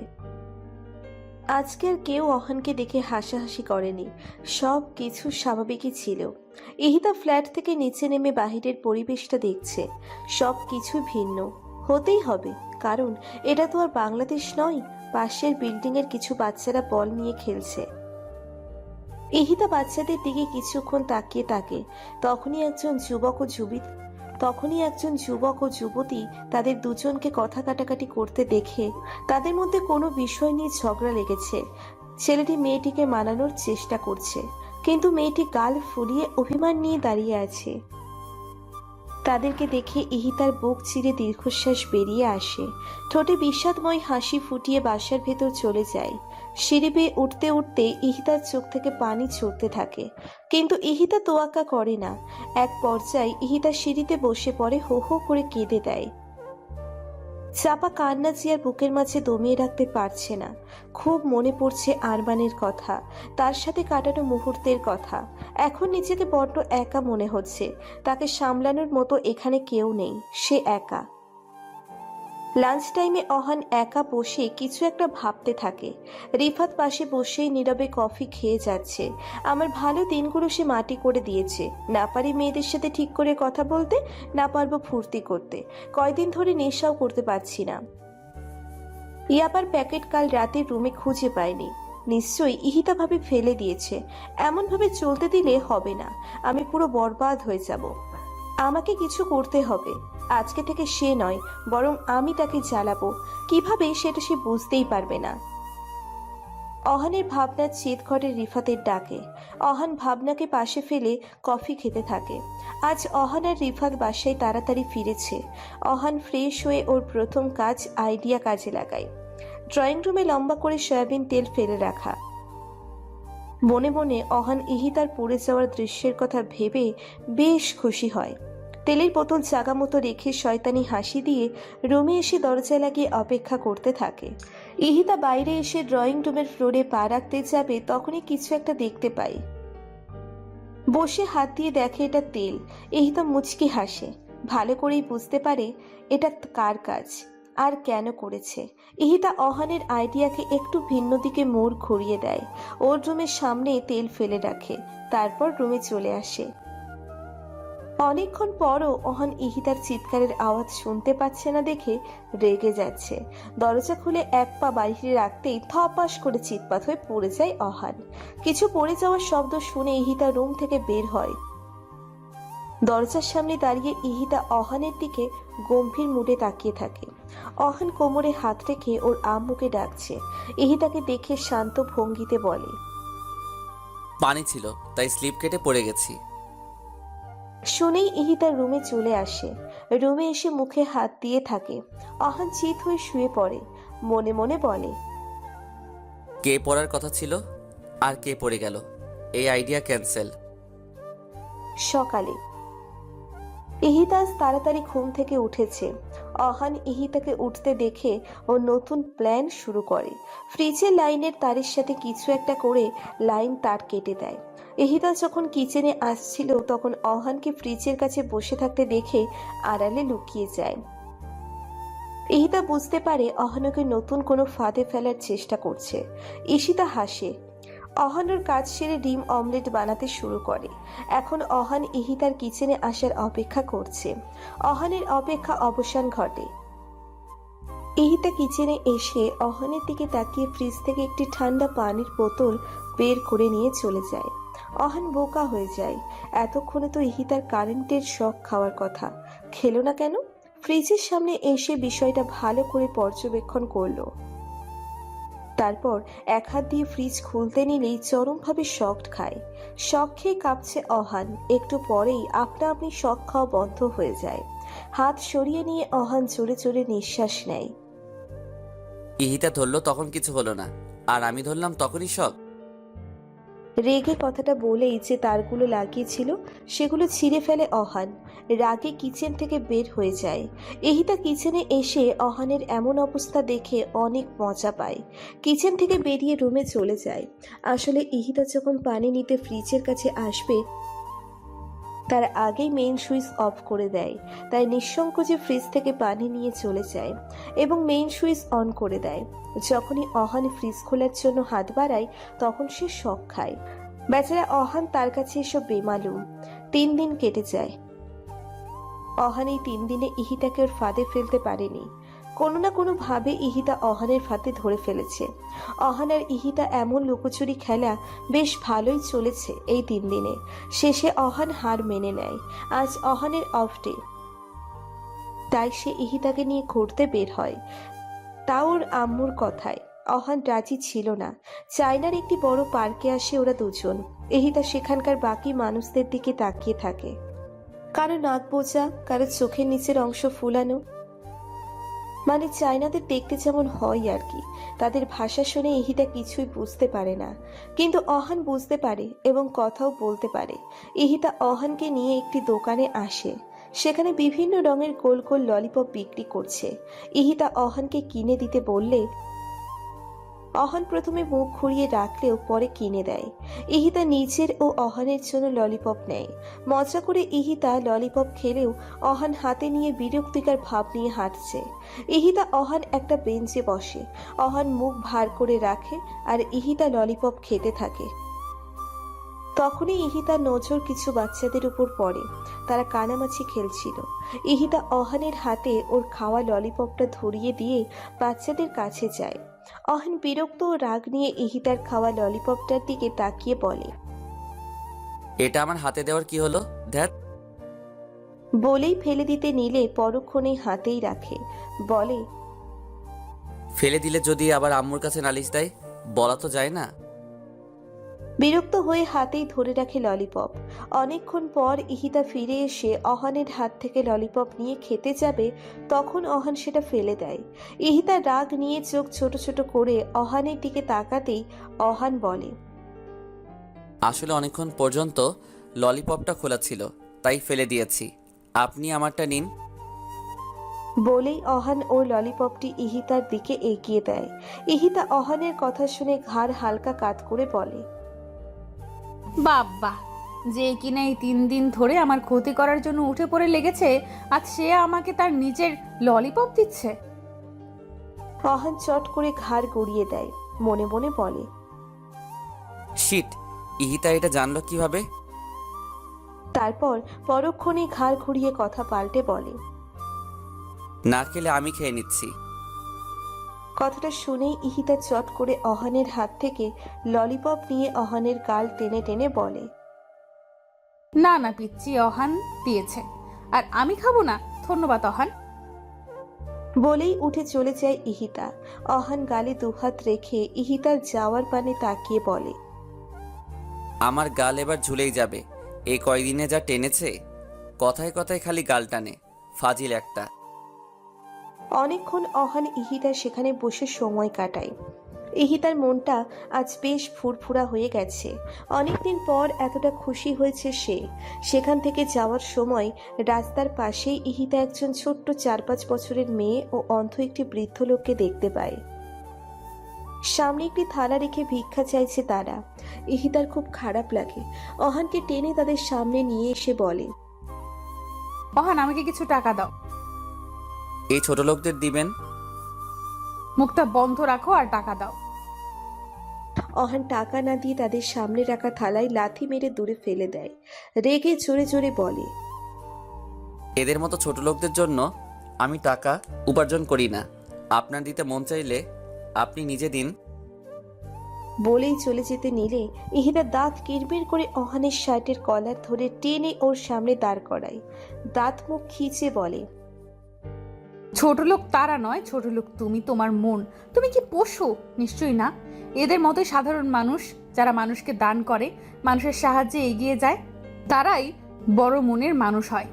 তোমার মতো জঘন্য লোকেরা কখনোই বড় মনের মানুষও বড় লোক হতে পারে না। ভুলে যেও না তুমি একজন মুসলিম ঘরের ছেলে। তোমার উপর জাকাত ফরজ হয়েছে অনেক আগেই। মানুষকে ভালোবাসতে শেখো।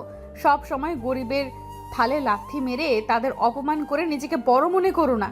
আর তুমি এসব লোকদেরই ছোট লোক বলে মনে করি। কথাগুলো এক নিঃশ্বাসে বলেই ইহিতা সেই প্লেট ও টাকাগুলো কুড়িয়ে তাদের সামনে রেখে দেয়।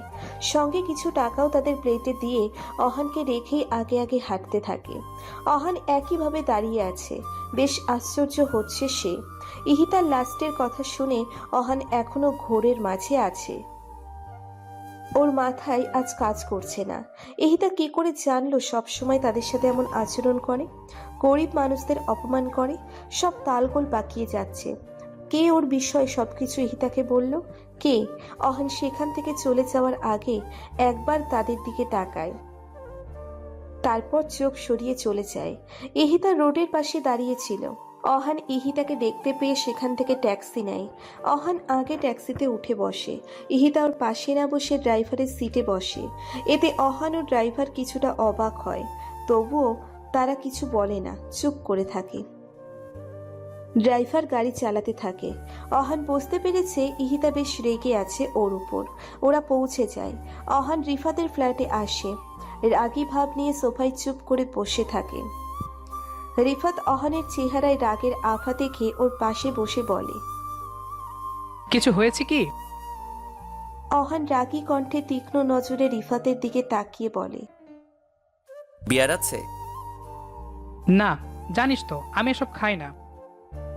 অহান রিফাতের উপর থেকে নজর সরিয়ে নেয়। রাগী দৃষ্টিতে কিছুক্ষণ ফ্লোরের দিকে তাকিয়ে থাকে। এরপর কিছু না বলেই ফ্ল্যাট থেকে বের হয়ে যায়। বাসায় না গিয়ে বেরিয়ে আসে বাহিরে। জোরে জোরে ফুটপাত দিয়ে হাঁটতে থাকে। সামনেই একটি বার ছিল। ভেতরে যাওয়ার জন্য পা বাড়াতেই ইহিতার কথা মনে করে থেমে যায়। রাগে চোখ বন্ধ করে সামনে থাকা দেওয়ালে ঘুষি মারে। তারপর আবার রাস্তা দিয়ে হাঁটতে থাকে। ভেতরে যাওয়ার জন্য পা বাড়াতেই ইহিতার কথা মনে পড়ে থেমে যায়। রাগী চোখ বন্ধ করে সামনে থাকা দেয়ালে ঘুষি মারে। তারপর আবার রাস্তা দিয়ে হাঁটতে থাকে। সারাদিনে আহান বাসায় যায়নি। একটি পার্কে বসে সময় কাটিয়েছে। এখন রাত 9টা বাজে। ইহিতা লাইফে আসার পর জীবন নষ্ট হয়ে গেছে। না পারছে ঠিকমতো বাঁচতে, না পারছে ঠিকমতো চলতে। সব সময় তার কথা অনুযায়ী চলতে হয়।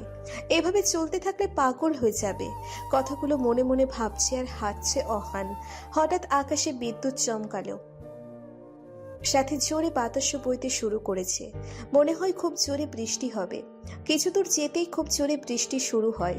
রাস্তায় যে মানুষজন ছিল তারা দৌড়তে শুরু করে। কেউ কেউ ছাউনির নিচে দাঁড়িয়ে আছে, কেউ গাছের নিচে। বৃষ্টি থামার অপেক্ষা করছে তারা। কিন্তু অহান এসব তোয়াক্কা না করে ধীরে ধীরে পায়ের সামনের দিকে এগিয়ে যাচ্ছে। মনে আছে একরাশ ক্রোধ, সেটা শুধু ইহিতাকে নিয়েই। আর থাকবে নাই বা কেন?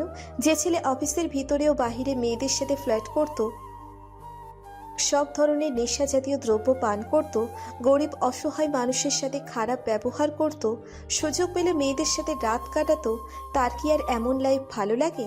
সে নিশ্চয়ই চাইবে না তার জীবনটা এমনই থাকুক সব সময়। সে তো তার আগের লাইফে যেতে চায়। এমন বোরিং লাইফ সে চায় না। ভীষণ রাগ হয় তার ধারণা আশেপাশের মানুষ এখন তাকে দেখে হেসে মজা নিচ্ছে, কানাঘুষা করছে, যেগুলো অহানের কাছে খুব বিষাক্ত মনে হচ্ছে। বৃষ্টিতে ভিজে ভিজে 11টার দিকে বাসায় আসে অহান। কলিং বেল বাজাতেই দরজা খুলে দেয় ইহিতা। অহানকে ভেজা অবস্থায় দেখে ইহিতা ভারী কণ্ঠে প্রশ্ন করে, এতক্ষণ কোথায় ছিলে? ভিজলে কেন? ইহিতার কথা শুনে অহান ইহিতার দিকে তাকায়। কোনো কারণে অহানের চোখের ভেতরটা লাল হয়ে আছে। অহান গম্ভীর মুখে তাকিয়ে আছে। অহানের এমন চাহনি দেখে ইহিতা পথ ছেড়ে দেয়। অহান দ্রুত রুমে চলে যায়। ইহিতা দরজা লাগিয়ে দেয়। অহানের এমন চাহনীয় অবস্থা দেখে ইহিতাকে বেশ ভাবাচ্ছে। ইহিতা খাবার বেড়ে অহানের জন্য বসে রয়, কিন্তু অহান রুম থেকে বের হয় না। ইহিতার যতটুকু মনে পড়ে বিকেলেও তেমন কিছু খায়নি অহান। ইহিতা অহানের জন্য অপেক্ষা করে, কিন্তু অহান রুম থেকে বের হচ্ছে না। অহানের রুমে যেতে চেয়েও পিছুপা হচ্ছে ইহিতা বারবার, তবুও যেতে হবেই। ইহিতা অহানের রুমের দরজা ঠেলে ভেতরে আসে। ভেজা কাপড় চোপড় নিয়ে গুটিসুটি মেরে বিছানায় শুয়ে আছে অহান। ইহিতা দ্রুত অহানের কাছে যায়। কপালে গলায় হাত রাখতেই বুঝতে পারে অহানের শরীর গরম, জ্বর এসেছে। ইহিতার বুঝতে বাকি থাকে না, অহানের বৃষ্টিতে ভেজার ফলে জ্বর এসেছে। অহান চোখ বন্ধ করে শীতে কাঁপছে। এমন অবস্থা দেখে ইহিতা কি করবে বুঝতে পারছে না। এখনই অহানের ভেজা কাপড় চোপড় পাল্টাতে হবে, কিন্তু ইহিতা এটা করতে চাইছে না। পরক্ষণেই ইহিতার মনে পড়ে, মিটমিট করে চোখ মেরে তাকাই অহান। মাথাটা কেমন ভার ভার লাগছে। কাল রাতের কথা তেমন একটা মনে নেই। উঠে বসতে যাবে তখন খেয়াল করে গায়ে ভারী কিছু একটা আছে, আর সেটা কম্বল। 4-5টা কম্বল গায়ের উপর। ধাক্কা দিয়ে সরিয়ে উঠে বসে। ঘাড় ঘুরিয়ে ডান দিকে তাকাতেই ইহিতাকে বিছানার পাশে তুলে বসে আপেল খেতে দেখতে পায়। ইহিতা অহানকে বিছানায় উঠে বসে ওর দিকে তাকাতে দেখে ভ্রু উঁচু করে, যার মানে কি? অহান চোখে মুখে বিরক্তি ভাব ফুটিয়ে তুলে অন্যদিকে তাকাতে যাবে, তখনই নিজেকে বিবস্ত্রহীন মনে করে। নিজের দিকে তাকিয়ে কম্বল একটু ফাঁকা করে দেখে জোরে সোরে চিৎকার দেয়। অহানের চিৎকার মাঝপথেই থেমে যায়, কারণ ইহিতা ওর খাওয়া আপেলের অবশিষ্ট অংশ চট করে অহানের মুখে পুড়ে দেয়। চিৎকার বন্ধ হয়ে যায় অহানের। ড্রয়িং রুমে বসে রিফাত চা খাচ্ছিল। অহানের চিৎকার কানে আসতেই হকচকিয়ে উঠতেই চায়ের কিছু অংশ পায়ের উপর পড়ে। গরম চা থাকায় পা জ্বলছে, তবুও সেটা তোয়াক্কা না করে রিফাত দ্রুত অহানের রুমে আসে। উত্তেজিত কণ্ঠে বলে, কি হয়েছে? কি? বাকিটা বলেই থেমে যায় রিফাত। অহানের মুখে আপেল দেখে ইহিতাও অহানের দিকে প্রশ্নবোধক চাহনিতে তাকায়। অহান আপেলটি মুখ থেকে বের করে রাগী দৃষ্টি নিক্ষেপ করে ইহিতার দিকে। ইহিতা স্টুল ছেড়ে উঠে রিফাতের কাছে যেতে যেতে বলে, তোমার বন্ধু মনে করেছে কাল রাতে আমি তার কাপড় চোপড় পাল্টিয়েছি, এটা ভেবে মেয়েদের মতো চিৎকার দিল। আমি ওকে থামানোর জন্য মুখে আপেল গুজে দিলাম। রিফাত নিচের দিকে তাকিয়ে হাসে। ইহিতা অহানের দিকে তাকিয়ে বলে, শোনো অহান গাধা, কাল রাতে আমি নয় বরং রিফাত তোমার গায়ের জামা খুলে তোমার সাথে ঘুমিয়েছিল। বৃষ্টিতে ভেজার ফলে তোমার জ্বর উঠেছিল কাল। নেক্সট টাইম যদি বৃষ্টিতে ভিজতে গিয়েছো তবে কি হবে বুঝতেই পারছো। এবার যাও, ফ্রেশ হয়ে নাও। আর হ্যাঁ, আজ অফিসে যাওয়া লাগবে না, ফোন করে বলে দিও অফিসে। লাস্টের কথা বলেই ইহিতা চলে যায়। রিফাত ঠোঁটে হাসি রেখে অহানের পাশের টুলে বসে বলে, এখন কেমন লাগছে তোর শরীর? ভালো। বলেই আপেলটা সেখানে থাকা জানালা দিয়ে বাহিরে ছুঁড়ে মারে। বিরক্তিকর ভাব নিয়ে বিছানা থেকে নেমে ওয়াশরুমে যায়। রিফাত সরু নিঃশ্বাস ফেলে মনে মনে বলে, কবে যে বুঝবি তুই? রিফাত বাসায় চলে যায়। অহান ফ্রেশ হয়ে রুম থেকে বের হয়ে ড্রয়িং রুমে আসে। ইহিতা আগেই নাস্তা টেবিলে রেখে দিয়েছিল। সোফায় বসে খেতে খেতে অফিসে ফোন দিয়ে বলে দেয় আজকে আসবে না। অসুস্থতার কথা শুনে বস আজকে ছুটি দেয়। অহান খাবার খেয়ে বাহিরে যেতে নিলে ইহিতা হাত বগল দাবা করে দাঁড়িয়ে পেছন থেকে ডাক দেয়। অহান থেমে গিয়ে পিছনে ফিরে তাকায়, জানে সে কি বলবে।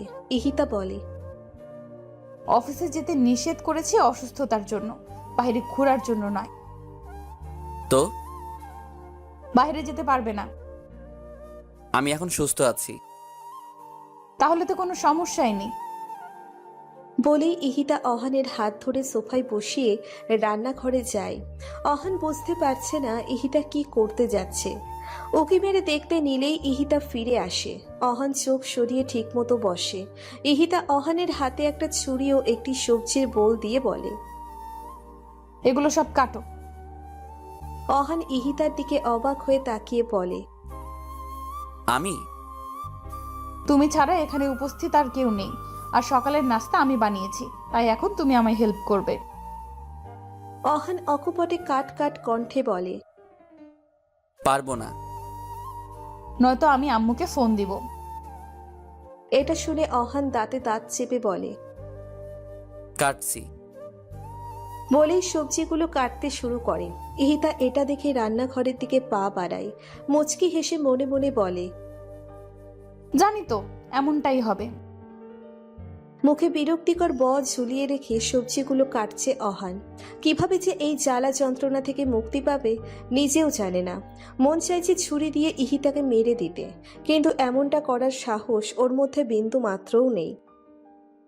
খুব দ্রুত সবজি কেটে রান্নাঘরে রেখে আসে। সোফায় এসে বসতেই ইহিতা কতগুলো সিদ্ধ করা মটরশুঁটি দিয়ে যায় খোসা ছাড়ানোর জন্য।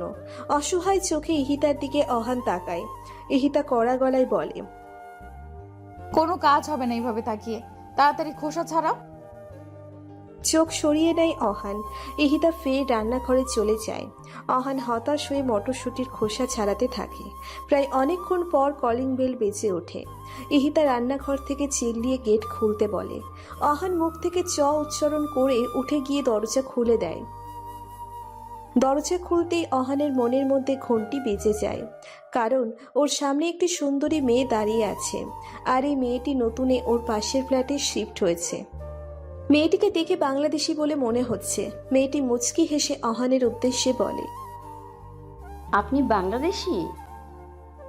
অহান মাথা ঝাঁকিয়ে বলে। হ্যাঁ। মেয়েটি খুশি হয়ে বলে, ওয়াও, আসলে আমি নতুন ভাড়াটিয়া, আপনি কি আমাকে হেল্প করতে পারবেন? কথাটা শুনেই অহান গোলে হালুয়া হয়ে যায়। মেয়েটিকে কিছু বলতেই যাবে, তখনই ইহিতা অহানের শার্টের কলার পিছন থেকে টেনে ভিতরে নিয়ে এসে মেয়েটির সামনে দাঁড়িয়ে পা থেকে মাথা পর্যন্ত পর্যবেক্ষণ করে। মেয়েটির পরনে ছেঁড়া প্যান্ট, মানে হাঁটুর অংশ ছেঁড়া, আর হাতা কাটা গেঞ্জি। চেহারায় মনে হচ্ছে আটা ময়দা মেখে এসব শেষ করে দিয়েছে। পুরোই সাদা বেড়ালের মতো লাগছে। ইহিতা মেয়েটির কানের কাছে মুখ নিয়ে বলে, শোনো, ময়দা মাখা চুল্লি বুল্লি আমার, এটা কি বলেছে সেটা ইহাতেই ভালো জানে। নজর দিলে তোর চেহারা পচা পানি দিয়ে ধুয়ে দিব। আবার যদি আমার সাথে কথা বলার চেষ্টা করেছিস তবে তোকে মেরে আমার শাশুড়ির মতো খয়রাত দিব। এখন এখান থেকে ভাগ। বলেই ইহিতা মেয়েটির মুখের উপর দরজা লাগিয়ে দেয়। মেয়েটি হতবিহ্বল নজরে দরজার দিকে তাকিয়ে আছে। সামান্য হেল্প চাওয়ার জন্য এত কথা শুনতে হলো। মাথা চুলকাতে চুলকাতে চলে যায় তার ফ্ল্যাটে।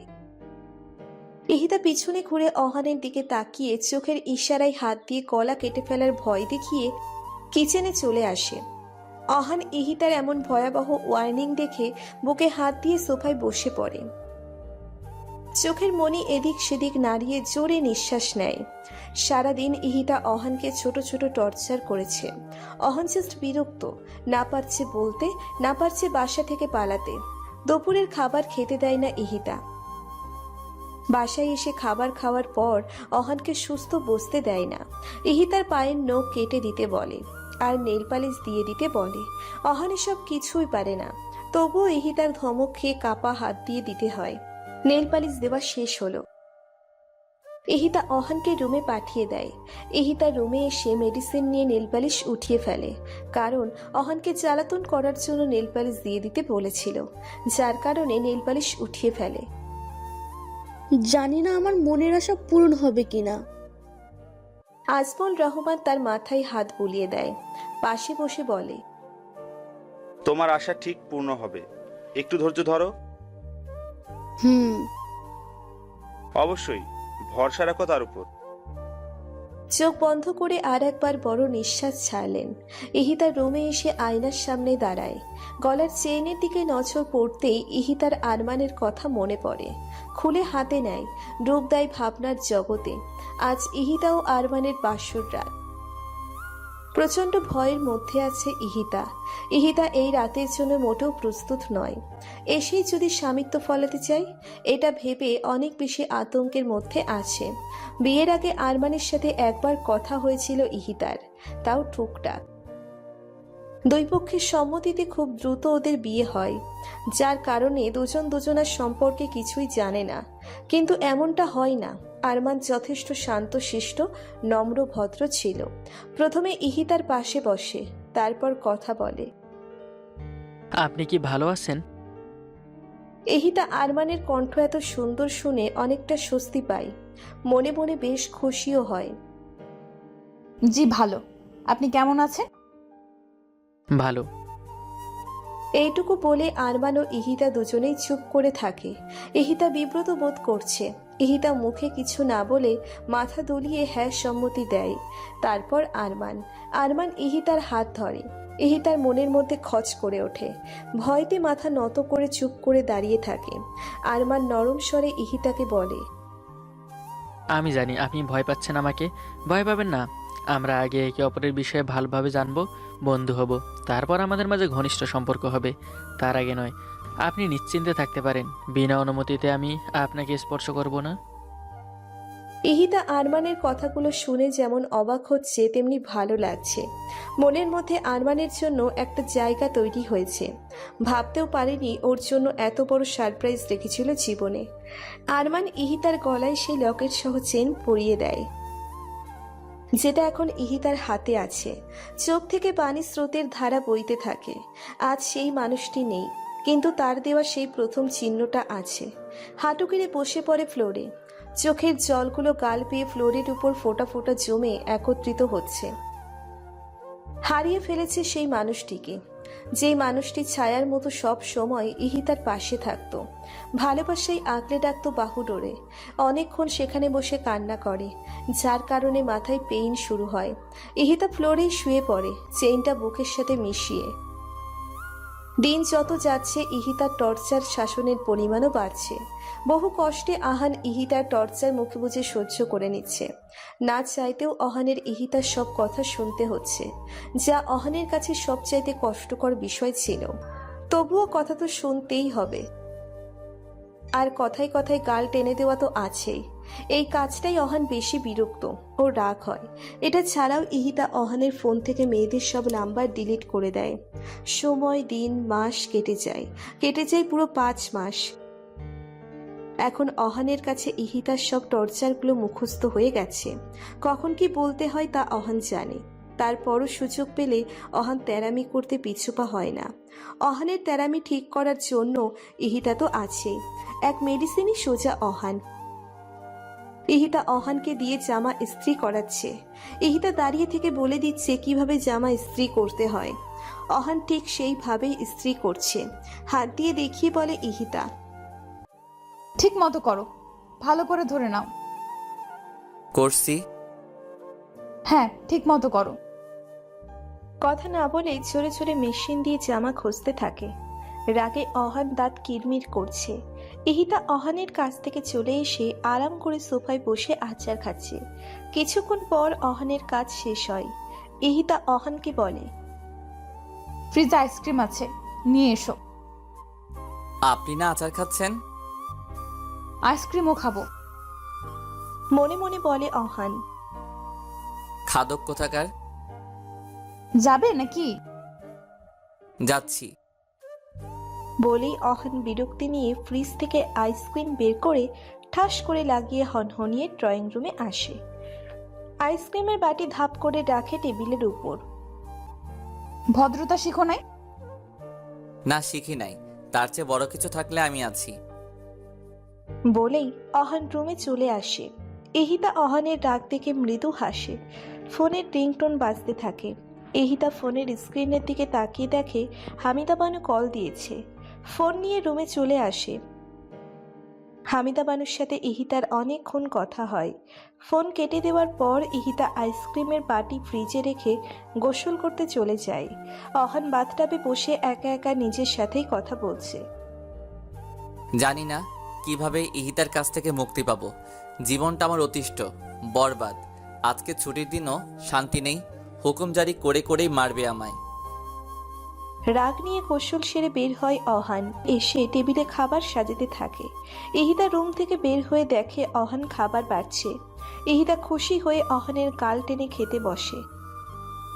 দুজনের খাওয়া শেষ হলে বিকেলের দিকে ঘুরতে বের হয়। রাতে বাসায় এসে জানতে পারে অহান ও রিফাতের আরেকটি ফ্রেন্ড এসেছে। আর সে মেয়ে, নাম আনিকা। আনিকা ওদের সাথে চায়না পড়তে এসেছে, তবে ওদের সেকশনে ভিন্ন ছিল। আনিকা আর্কিটেকচার নিয়ে পড়াশোনা করে। ওদের থেকে ভালো পজিশনে আছে আনিকা। 3 বছর আগে আনিকার সাথে অহানের কোনো একটি বিষয় নিয়ে ঝগড়া হয়। এরপর থেকেই আনিকা অহানের সাথে যোগাযোগ বিচ্ছিন্ন করে দেয়। রিফাতের সাথে ওর কথা হলেও অহানের সাথে কথা হয় না। অহানও আনিকার সাথে কখনো যোগাযোগ করার চেষ্টা করে না। আজ এতদিন পর আনিকা 2 দিনের ছুটি নিয়ে ইহিতা ও রিফাতের সাথে দেখা করতে এসেছে এবং এই 2 দিন রিফাতের ফ্ল্যাটেই থাকবে।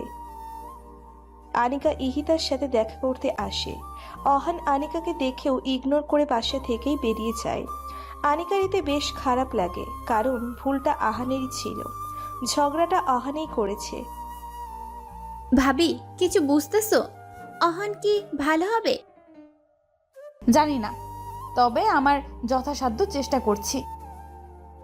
এতদিন পর অহানের সাথে দেখা হলো, তবুও আমার সাথে কথা বললো না। মন খারাপ করে বলে আনিকা। ইহিতা আনিকার কাঁধে হাত রেখে বলে, কষ্ট পেও না, জানোই তো আহানের রিগো একটু বেশি। দেখবে একদিন আহান কথা বলার জন্য তোমাকে খুঁজবে। জানি না এটা সত্য হবে কিনা। আন্টির সাথে কথা বলো না? অহানের আম্মুর কথা বলছো? হ্যাঁ।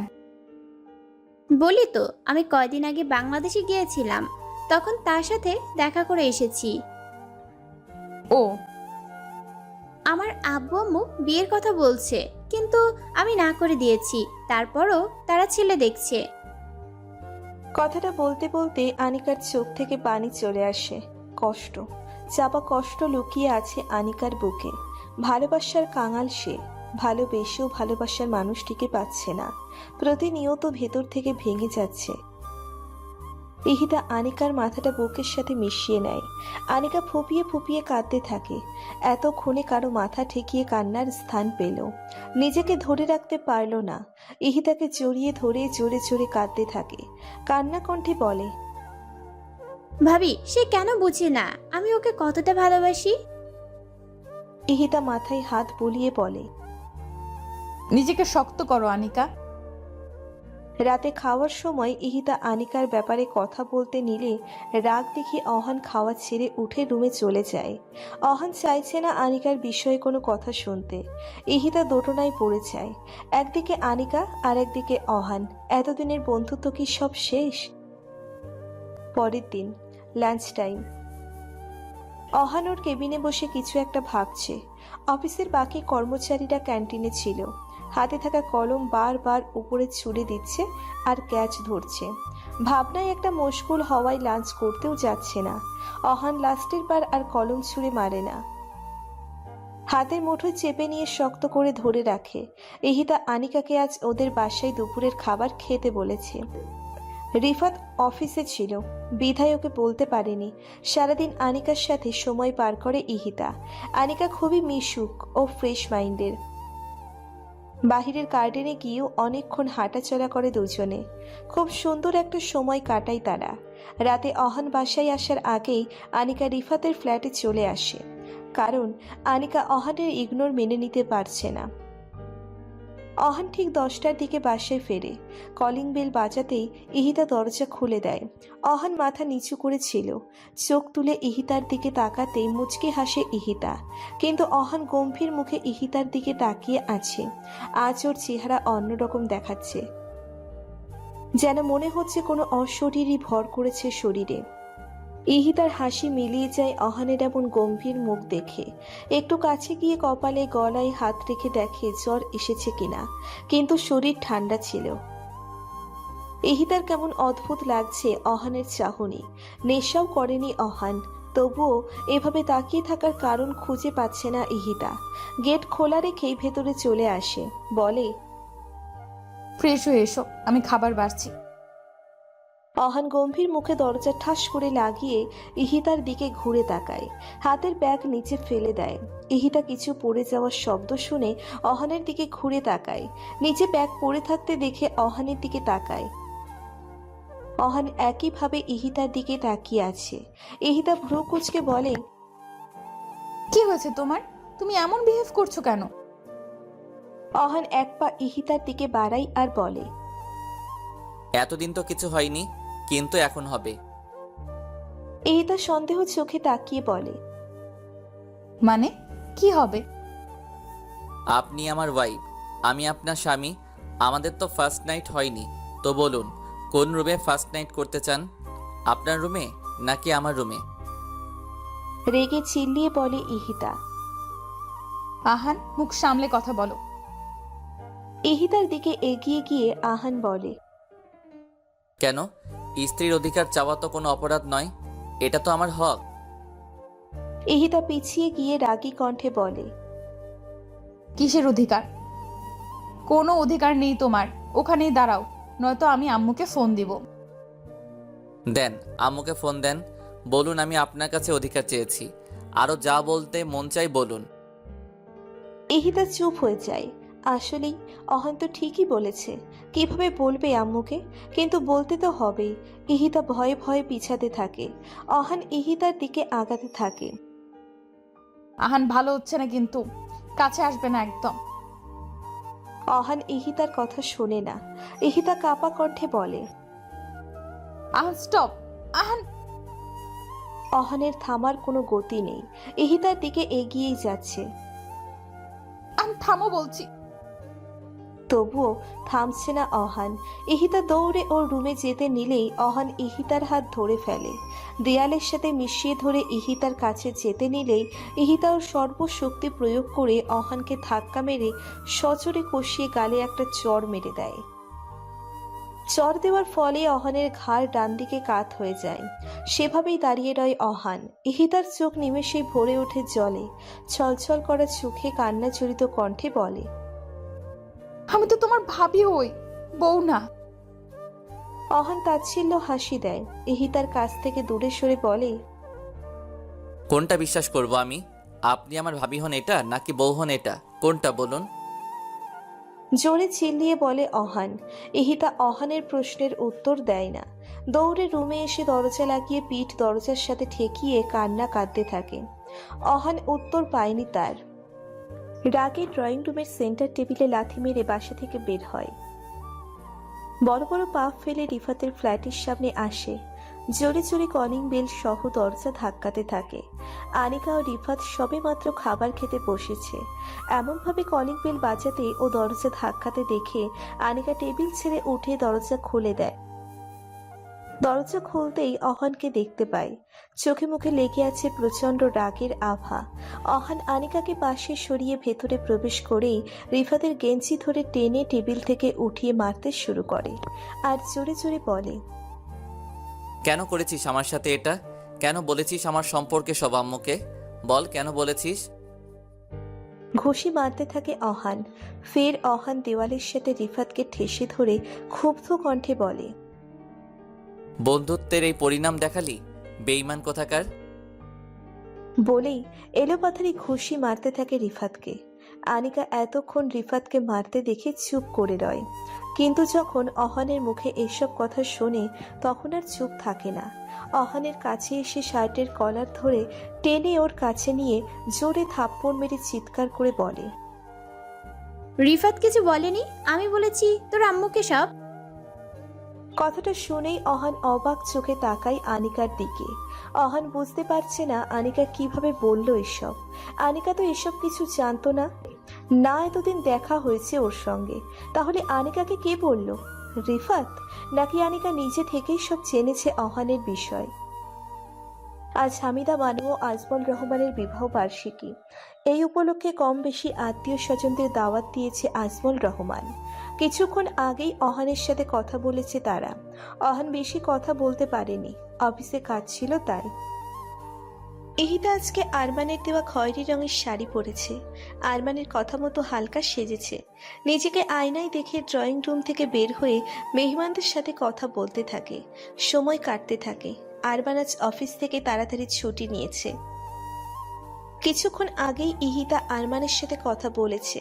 10 মিনিট আগেই অফিস থেকে গাড়ি নিয়ে বের হয়েছে আরমান। এখন 9টা বাজতে চলল। আরমানের এখনো কোনো খবর নেই। ইহিতা আবার আরমানকে ফোন দেয়। আরমান ফোন রিসিভ করে বলে সে মার্কেটে আছে, আপু আম্মুর জন্য গিফট কিনছে। ইহিতা আরমানকে তাড়াতাড়ি আসতে বলে বাসায়। এটাও বলে সবাই তার জন্য অপেক্ষা করছে। আরমান গিফট নিয়ে গাড়ির পিছনে রেখে ড্রাইভিং সিটে বসে। হঠাৎ কোথা থেকে একটি চলন্ত ট্রাক তার ব্যালেন্স হারিয়ে আরমানের গাড়ির দিকে ধেয়ে আসছে সামনে থেকে। শেষ মুহূর্তে আরমান মুখ থেকে ও শিট বলেই গাড়ি স্টার্ট দিয়ে স্টিয়ারিং ধরে ডান দিকে ঘুরিয়ে দেওয়ার আগেই ট্রাকটি এসে সজোরে ধাক্কা দেয় আরমানের গাড়িতে। গাড়ি ছিটকে বহু দূরে গিয়ে পড়ে উল্টিয়ে যায়। সিট বেল্ট পরা ছিল না বিধায় গাড়ির সামনের কাঁচ ভেঙে গাড়ি থেকে বাহিরে বেরিয়ে আসে আরমান। গলায় গেঁথে যায় লম্বা কাচের টুকরো। রক্তাক্ত ক্ষতবিক্ষত অবস্থায় রাস্তায় পড়ে থাকে। শেষ নিঃশ্বাসটুকু টেনেই মৃত্যুবরণ করে আরমান। লাস্ট মুহূর্তে দেখতে পারল না তার বাবা মাকে, তার প্রিয় প্রেয়সীকে। এদিকে অপর পাশে ইহিতা হ্যালো হ্যালো বলেই যাচ্ছে। লাইন কেটে যাওয়ায় ইহিতা অস্থির হয়ে গেছে। বারবার আরমানের ফোন ট্রাই করছে, কিন্তু ফোন সুইচ অফ আসছে। উত্তেজিত হয়ে কথাটা যখন আজমল রহমানকে জানায়, তখনই সে ইহিতার বলা আরমানের লোকেশনে যায় এবং জানতে পারে আরমানের গাড়ি অ্যাক্সিডেন্ট করেছে। সেখানেই মারা গেছে আরমান। রাস্তায় তার বড় ছেলের মৃতদেহখানা পড়ে থাকতে দেখে। ছেলের রক্তমাখা মুখ দেখে তিনি কিছুক্ষণের জন্য স্তব্ধ হয়ে যায়। পড়ে যেতে নিলে কিছু লোক তাকে ধরে একটি চেয়ারে বসায়। আজমল রহমান চোখের চশমা খুলে পাশে রাখে। কাপা কাপা হাতে পাঞ্জাবির পকেট থেকে বাটন ফোন বের করে ইহিতার নাম্বারে ফোন দেয়। ইহিতা ফোন পেয়ে চট করে রিসিভ করে। উত্তেজিত হয়ে বারবার আজমল রহমানকে জিজ্ঞেস করে আরমানের কথা। আজমল রহমান কিভাবে বলবে বুঝতে পারছে না, কিন্তু সত্যটা তো বলতেই হবে, মেনে যে নিতে হবে, এটাই যে নিয়ম। তিনি দ্বিধাদ্বন্দ্ব ফেলে বলে ফেলে আরমানের মৃত্যুর খবর। শুনেই ইহিতা কান থেকে ফোন ফেলে মাটিতে বসে পড়ে। মনে হচ্ছে ওর দুনিয়া উল্টে গেছে। পায়ের নিচটা বেশ শূন্য মনে হচ্ছে। হামিদা বানু ফোন উঠিয়ে কানে নেয়। আজমল রহমানের কান্না শুনে বুঝে যায় সে জ্ঞান হারিয়ে ফেলে সেখানেই। এত সুন্দর করে সেজেছে, আরমানের দেওয়া শাড়ি পরেছে, অথচ যাকে দেখানোর জন্য এসব করেছে সে তো চিরতরে ঘুমিয়ে গেছে, চলে গেছে না ফেরার দেশে। বাবা মায়ের বিবাহ বার্ষিকী হলো ছেলের মৃত্যুদিন। এখন এই দিনে দুটি বার্ষিকী উদযাপন হবে। কি চরম পরিহাস! ইহিতা সেদিন ভিতর থেকে প্রচুর ভেঙে পড়েছে। স্বামীকে হারিয়ে নিঃস্ব, কুলকিনারাহীন। সেদিন প্রচুর কেঁদেছিল ইহিতা, আর আজ সেদিনের মতো কাঁদছে, প্রচুর কাঁদছে। কাঁদবে নাই বা কেন? অহানকে নিজের ছেলের মতো মনে করত। স্বামীর স্থানে কখনো ভাবতেও পারেনি, আর ভাবতেও চায় না। সবার কাছে নিজের ছেলে হিসেবে পরিচয় করাতো, সেটা অহানের আড়ালে। আজ তার কাছ থেকে এমন ব্যবহার আশা করেনি ইহিতা। ভেতরটা ভেঙে চুরমার হয়ে গেছে, চোখে পানি স্রোতের মতো গলগল করে বয়ে যাচ্ছে। সেদিনের মতো আজ নিজেকে বড় একা মনে হচ্ছে, বড্ড একা। অন্য প্রান্তে, কেন? আমি তোর ভালোবাসা অ্যাকসেপ্ট করিনি তাই রিজেক্ট করেছি বলে প্রতিশোধ নিয়েছিস? আনিকা তাচ্ছিল্য হেসে বলল, তোর ভালোবাসায় আমি জীবনে যদি কোনো ভুল করে থাকি, সেই তোকে ভালোবাসা করেছি। তোর মতো ছেলেকে ভালোবাসা তো দূরের কথা, বন্ধু ভাবা উচিত নয়। আনিকা, তুই কিন্তু বেশি কথা বলছিস। এবার রিফাত মুখ খুলে অহানের সামনে দাঁড়িয়ে বলে, বেশি? আনিকা ঠিকই বলেছে, ভুল কিছু বলেনি। তুইও ওর সাথে হাত মিলিয়েছিস। তুই সবসময় নিজের মতো কেন মনে করিস? মাইন্ড চেঞ্জ কর। আর কি বললি? কেন বলেছি তোর আম্মুকে? তুই কি জানিস কতটা চেঞ্জ হয়ে গেছিস তুই? কতটা অমানুষে পরিণত হয়েছিস তুই? একবার আয়নার সামনে দাঁড়িয়ে দেখ নিজেকে। এই অহান আর আগের অহানের মধ্যে তফাৎ খুঁজে পাবি। আরমান ভাইয়া মারা যাওয়ার পর তোর উচিত ছিল এখানের চাকরি ছেড়ে আন্টি আঙ্কেলের কাছে ফিরে যাওয়া, কিন্তু তুই ফিরে যাওয়া তো দূর, তাদের কাছে একটা ফোন পর্যন্ত করতি না। এখানে তুই তোর মতো ভালো আছিস, আর ওইদিকে আঙ্কেল আন্টি ভাবি আরমান ভাইয়ের মৃত্যুর শোক এখনো কাটিয়ে উঠতে পারিনি। আরমান ভাইয়া মারা যাওয়ার 5 দিন পর তুই চলে আসিস চায় না। যাক ভালো, এখানে এসে অ্যাটলিস্ট তাদের সাথে যোগাযোগ তো করবি। তারা তোদেরকে কল দিয়ে পায় না, তুই তাদের ফোন ধরিস না, ইগনোর করিস। আমার কাছে, রিফাতের কাছে ফোন দেয় তারা। আমরা তো আর তোর মতো স্বার্থপর না। আমরা তাদের সাথে ঠিকই কথা বলি, কিন্তু যখন তোর কথা জিজ্ঞেস করে তখন মিথ্যা বলি, কারণ সত্যি বললে। এটুকু বলে আনিকা দম নেয়। রিফাত বলতে শুরু করে। ছোট থেকে আমরা 3 জন একসাথে বড় হয়েছি। তুই আমাদের কেমন বন্ধু মনে করিস সেটা জানি না, তবে আমরা তোকে আমাদের কলিজার বন্ধু মনে করি। আমি তোর দ্বারা অনেক কষ্ট পেয়েছি, কিন্তু মুখ ফুটে কখনোই সেটা প্রকাশ করিনি। মনে করেছি বন্ধু তো। কিন্তু সেদিন যখন তোর জ্বর হয়েছিল, ভাবি যখন আমাকে ডেকেছিল, তখন সেই রাতের কথা মনে পড়ে যায়। সেই রাতে অনেক অসুস্থ ছিলাম আমি, জ্বর ছিল প্রচুর। সারা রুম জুড়ে কেবল আমি একাই ছিলাম, এক গ্লাস পানি ঢেলে দেওয়ার মতো মানুষ পর্যন্ত ছিল না আমার পাশে। অতি কষ্টে তোকে আমি ফোন দেই, কিন্তু কপাল এতই খারাপ ছিল, তুই আমাকে একটিবারের জন্য দেখতে আসিসনি।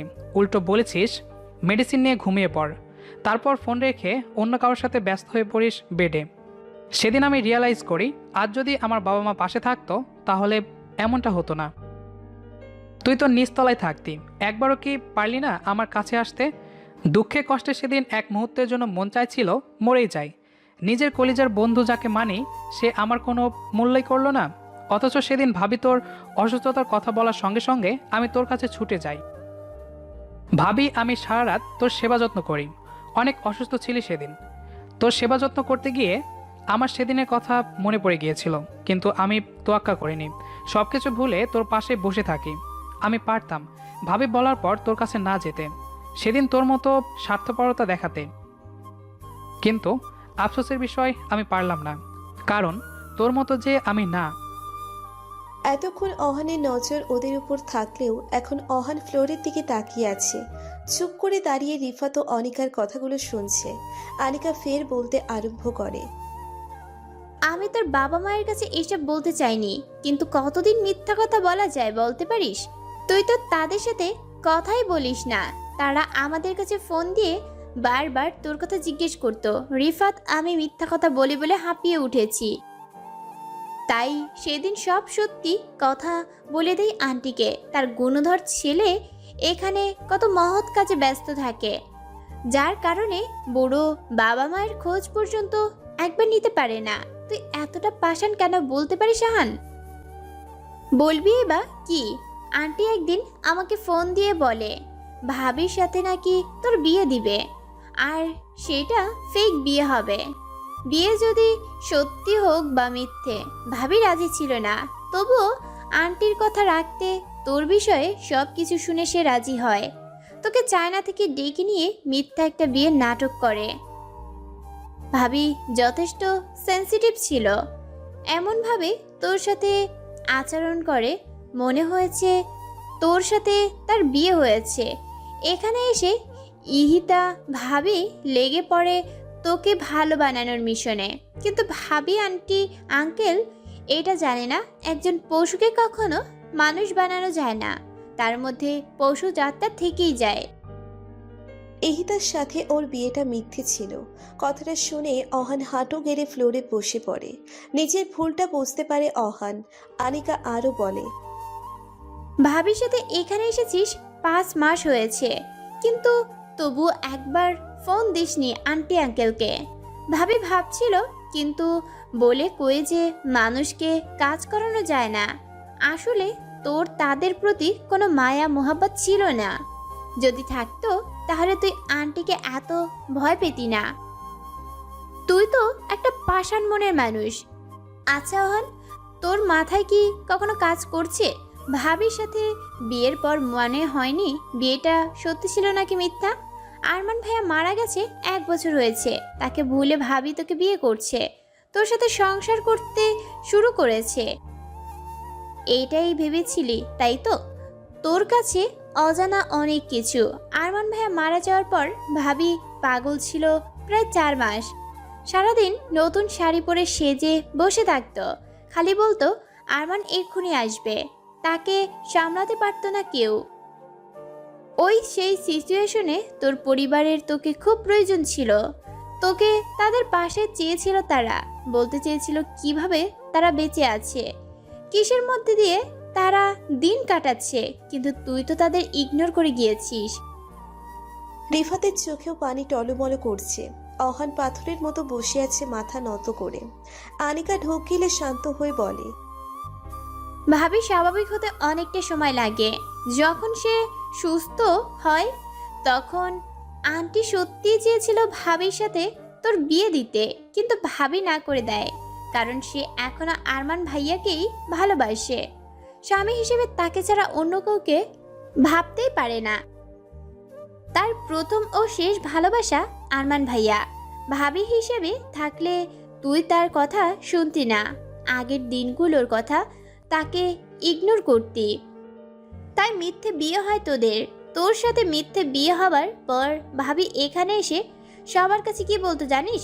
তুই তার ছেলে। সবাইকে তোর ভালো গুণাগুণ গিয়ে বেড়াতো। সেদিন সেই মেয়েটির কানে কানে তোকে ছেলে হিসেবে সম্বোধন করেছে, এটাও ভাবি আমাকে বলেছে। বড় ভাবি তো মায়ের মতোই হয়, তাই না? কিন্তু তুই তো তার অনেকভাবে ক্ষতি করার চেষ্টা করেছিস, কিন্তু ভাবি ব্যর্থ। যাকে ভালো বানাতে চেয়েছে সে তো কখনোই ভালো হবে না। আজ নিজের চোখে দেখে বুঝলাম নিজ থেকে নিজেকে কখনোই চেঞ্জ করবে না, এমনই রয়ে যাবে আজীবন। জোর করে আর যাই হোক, ভালোবাসা আর মানুষকে ভালো পথে ফিরিয়ে আনা যায় না। ড্রয়িং রুম জুড়ে নীরবতা বিরাজ করে। আনিকা চুপ হয়ে যাওয়ার পর ড্রয়িং রুম নীরব হয়ে যায়। আনিকা নিরাপচ্ছিন্ন করে ফের বলে, তোকে ভালোবেসে আমি শুধু অবহেলা পেয়েছি। আমি সেদিন ভুল করেছিলাম তোকে আমার মনের অনুভূতিগুলো বলে, তাই তো আমাদের মাঝে বন্ধুত্বটা নষ্ট হয়েছে। আমি আমার লাইফে ভুল একটি মানুষকে ভালোবেসেছিলাম। আশা করি ভুলটা খুব তাড়াতাড়ি শুধরে নেব। বলেই রুমে চলে যেতে নিলে থেমে গিয়ে বলে, সবার জন্য না হলেও অন্তত নিজের জন্য একজন ভালো মানুষ হয়ে ওঠ। সামনে গোটা লাইফ পড়ে আছে তোর, এভাবে শেষ করে দিস না জীবনটা। আগের ন্যায় মাথা নত করে বসে আছে অহান। ড্রয়িং রুমে আবার আগের মতো পিনপতন নীরবতা বিরাজ করছে। রিফাত ভারী নিঃশ্বাস ফেলে অহানকে ধরে উঠাতে নিলেই অহান রিফাতের হাত সরিয়ে উঠে বাহিরে চলে যায়। সিঁড়ি পেয়ে মাথা নত করে নামতে থাকে। রিফাত গেটের সামনে দাঁড়িয়ে অহানের যাওয়া দেখছে। অহানের চোখের কার্নিশে জল জমেছে। ছন্নছাড়া হয়ে রাস্তার মাঝখান দিয়ে হাঁটছে। রাস্তা গাঢ় অন্ধকারে ঢাকা নয়, দূরে ল্যাম্পপোস্টের আলো নিভু নিভু হয়ে জ্বলছে। ঈষৎ আলো ছড়িয়ে আছে চারিদিকে। ঘড়ির তখন 12টা ছুঁই। ধুলো উড়িয়ে বাতাস ছুটছে রাস্তায়। দেখে মনে হচ্ছে ঝড় হতে পারে। অহানের বুকেও ঝড় বইছে। নিজেকে পৃথিবীর উচ্ছিষ্ট মনে হচ্ছে। বুকে রক্তক্ষরণ বয়ে যাচ্ছে। প্রাণপয় ভেবে যাচ্ছে এ কি করলো সে। মায়ের মতো ভাবিকে না জেনে বুঝে স্ত্রীর অধিকার চেয়ে কাছে টেনেছিল। মারাত্মক ভুল করেছে সে। এতদিন মারাত্মক ভুল করে এসেছে তার বাবা মায়ের সাথে, কিন্তু সে তো সত্যিটা জানতো না। আসলেই কি সে মারাত্মক ভুল করেছে স্ত্রীর অধিকার চেয়ে? তার তো জানা ছিল ইহিতা তার বউ নয়, ভাবি। তবুও মন মানছে না। নিজেকে আজ অপরাধী বলে মনে হচ্ছে। এতগুলো মানুষকে সে এতদিন কষ্ট দিয়ে এসেছে, আর আজ মাত্রাধিক কষ্ট দিয়ে ফেলেছে। মাপ চাইবে তাদের কাছে, কিন্তু পারবে কি তারা ওকে মাপ করতে? পারবে কি অহান আগের মতো সব ঠিক করে দিতে? চায় না এমন লাইফ। হতে চায় সে আগের অহান, সেই ছোট্ট নিষ্পাপ অহান, যার মনে ছিল না কোনো অহংকার, হিংসা, লালসা। সকালের আলো ফুটতেই অহানের ঘুম ভাঙে। রাতে দেরি করে বাসায় ফিরেছে, তবুও আজ তাড়াতাড়ি ঘুম ভেঙেছে। আজকের সকালটাকে নতুনভাবে শুরু করতে চায় অহান। নতুনভাবে সব কিছু শুরু করবে, জীবনটাকে নতুনভাবে সাজাবে। জানালার পর্দা সরিয়ে দেয়। রৌদ্র এসে অহানের গায়ে পড়ে। অহান সূর্যের দিকে তাকিয়ে মৃদু হাসে। প্রথমে ফ্রেশ হয়ে নেয়, তারপর কানে ব্লুটুথ লাগিয়ে কিচেনে আসে এবং কল দেয় হামিদা বানুকে। ঘুমাবার প্রস্তুতি নিচ্ছিলেন হামিদা বানু। তখনই পাশে থাকা ফোনটা বেজে ওঠায় কিঞ্চিত পরিমাণ বিরক্তি নিয়ে ফোন হাতে নিতেই তিনি কিছুটা চমকে গেলেন। সে যেন নিজের চোখে বিশ্বাস করাতে পারছেন না এটা অহানের নাম্বার। তার এমন চমকানো চেহারা দেখে আজমল রহমানও ফোনের দিকে তাকায়। তিনিও বেশ চমকে গেলেন। ফোন বেজে কেটে যায় তাদের এমন চমকানোর রিয়াকশনের মাধ্যমে। হামিদা বানু আজমল রহমানের দিকে তাকিয়ে বললেন, মনে হয় ভুলে ফোন ঢুকে গেছে নাম্বারে। রিসিভ করো, দেখো কি বলতে চাই অহান। হামিদা বানু আজমল রহমানের দিকে চোখ পিটপিট করে তাকিয়ে পরক্ষণে চোখ সরিয়ে নিয়ে ফোন রিসিভ করে কানে দেয়। অপর পাশ থেকে অহান অভিমানী স্বরে বলে, ছেলের ফোন ধরতে এত সময় লাগে? কি করছিলে এতক্ষণ? প্রশ্ন করে বসে অহান। হামিদা বানু অবাক হয়ে আজমল রহমানের দিকে তাকিয়ে রয়। এর আগে কখনোই অহান এভাবে কথা বলেনি, তাই বেশ অবাক হচ্ছেন। চুপ করে আছে কেন? কথা বলো অহানের সাথে। হ্যাঁ, মানে ঘুমানোর প্রস্তুতি নিচ্ছিলাম তো, তখনই তুই কল দিলি। এভাবে কথা বলছো কেন? আমি কি অন্য কারো ছেলে নাকি? ঠিক মতো কথা বলো আম্মু। তুই কি ঠিক আছিস? অবশ্যই, মায়ের দোয়া সাথে থাকলে সব সন্তানই সুস্থ থাকবে। হামিদা বানু আরো অবাক হলেন। তার চোখের কোণায় ক্ষুদ্র জল এসে জমেছে। আজমল রহমান তার কাছ থেকে ফোন নিয়ে বলে, বাবা কিছু হয়েছে কি? এভাবে কথা বলছিস যে তোর মায়ের সাথে? কথা বলতে গেলে কি কিছু হওয়া লাগবে আব্বু? আর আমি তো তোমাদের ছেলে, তাই না? এমনভাবে কি কথা বলতে পারি না? তা নয়, এই প্রথম তুই আমাদের কাছে নিজ থেকে ফোন দিয়েছিস, তা আবার এভাবে কথা বলছিস, খুব ভাবাচ্ছে। আগের অহান নেই বাবা, তাকে আর খুঁজলেও পাবে না। এতদিন তোমাদের সাথে যা করেছি তার প্রায়শ্চিত্ত করার সময় এসে গেছে। আমি খুব শীঘ্রই ভাবিকে নিয়ে বাংলাদেশে আসছি। দোয়া রেখো, মাফ করে দিও আগের অহানকে। বলেই অহান ফোন কেটে দেয়। আবেগের মোহে তার চোখেও জলকণা এসে ভর করেছে। দীর্ঘশ্বাস ফেলে রান্না করতে শুরু করে। রান্না শেষ করেই ইহিতাকে ডাক দিবে। কাল রাতের খাবারগুলো তেমনিভাবে টেবিলের উপর রাখা ছিল, যার কারণে অহান বুঝে যায় ইহিতাও রাতে কিছু খায়নি। আজমল রহমান আবেগ প্রবল হয় ফোনের স্ক্রিনের দিকে তাকিয়ে আছে। পাশেই হামিদা বানু ফুপিয়ে কাঁদছে। এ যে সুখের কান্না। এতদিনে আল্লাহ তার ডাক শুনেছে, তার ছেলেকে ভালো পথে ফিরিয়ে দিয়েছে। আজমল রহমান পুরো ব্যাপারটা ক্লিয়ার হওয়ার জন্য আনিকাকে কল দেয়। আনিকা হতাশ কণ্ঠে কাল রাতের কথা জানালে আজমল রহমান ও হামিদা বানু সবকিছু বুঝতে পারে। আজমল রহমান যখন আনিকাকে বলেন অহান কল দিয়েছে, শুনে আনিকাও তখন বেশ অবাক হয়েছে। পরক্ষণে আনিকাও খুশি হয় আজমল রহমানের পুরো কথা শুনে। অহানের রান্না শেষ। হাত ধুয়ে মুছে ইহিতার রুমে এসে নক করে।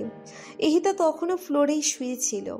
বেশ কয়েকবার নক করার পরও দরজা খোলে না। এবার অহান জোরে জোরে নক করে, যার ফলে ইহিতার ঘুম হালকা হয়ে যায়। চোখ মেলে তাকাতেই সামনের সব কিছু ঘোলাটে দেখতে পায়। কাল রাতে অধিক মাত্রার কান্না করার ফলে চোখ ফুলে গেছে, মাথা ঝিম ধরে আছে। বহু কষ্টে উঠে বসে। দরজা ধাক্কানোর আওয়াজ শুনতে পেয়ে বুঝতে পারে অহান ডাকছে।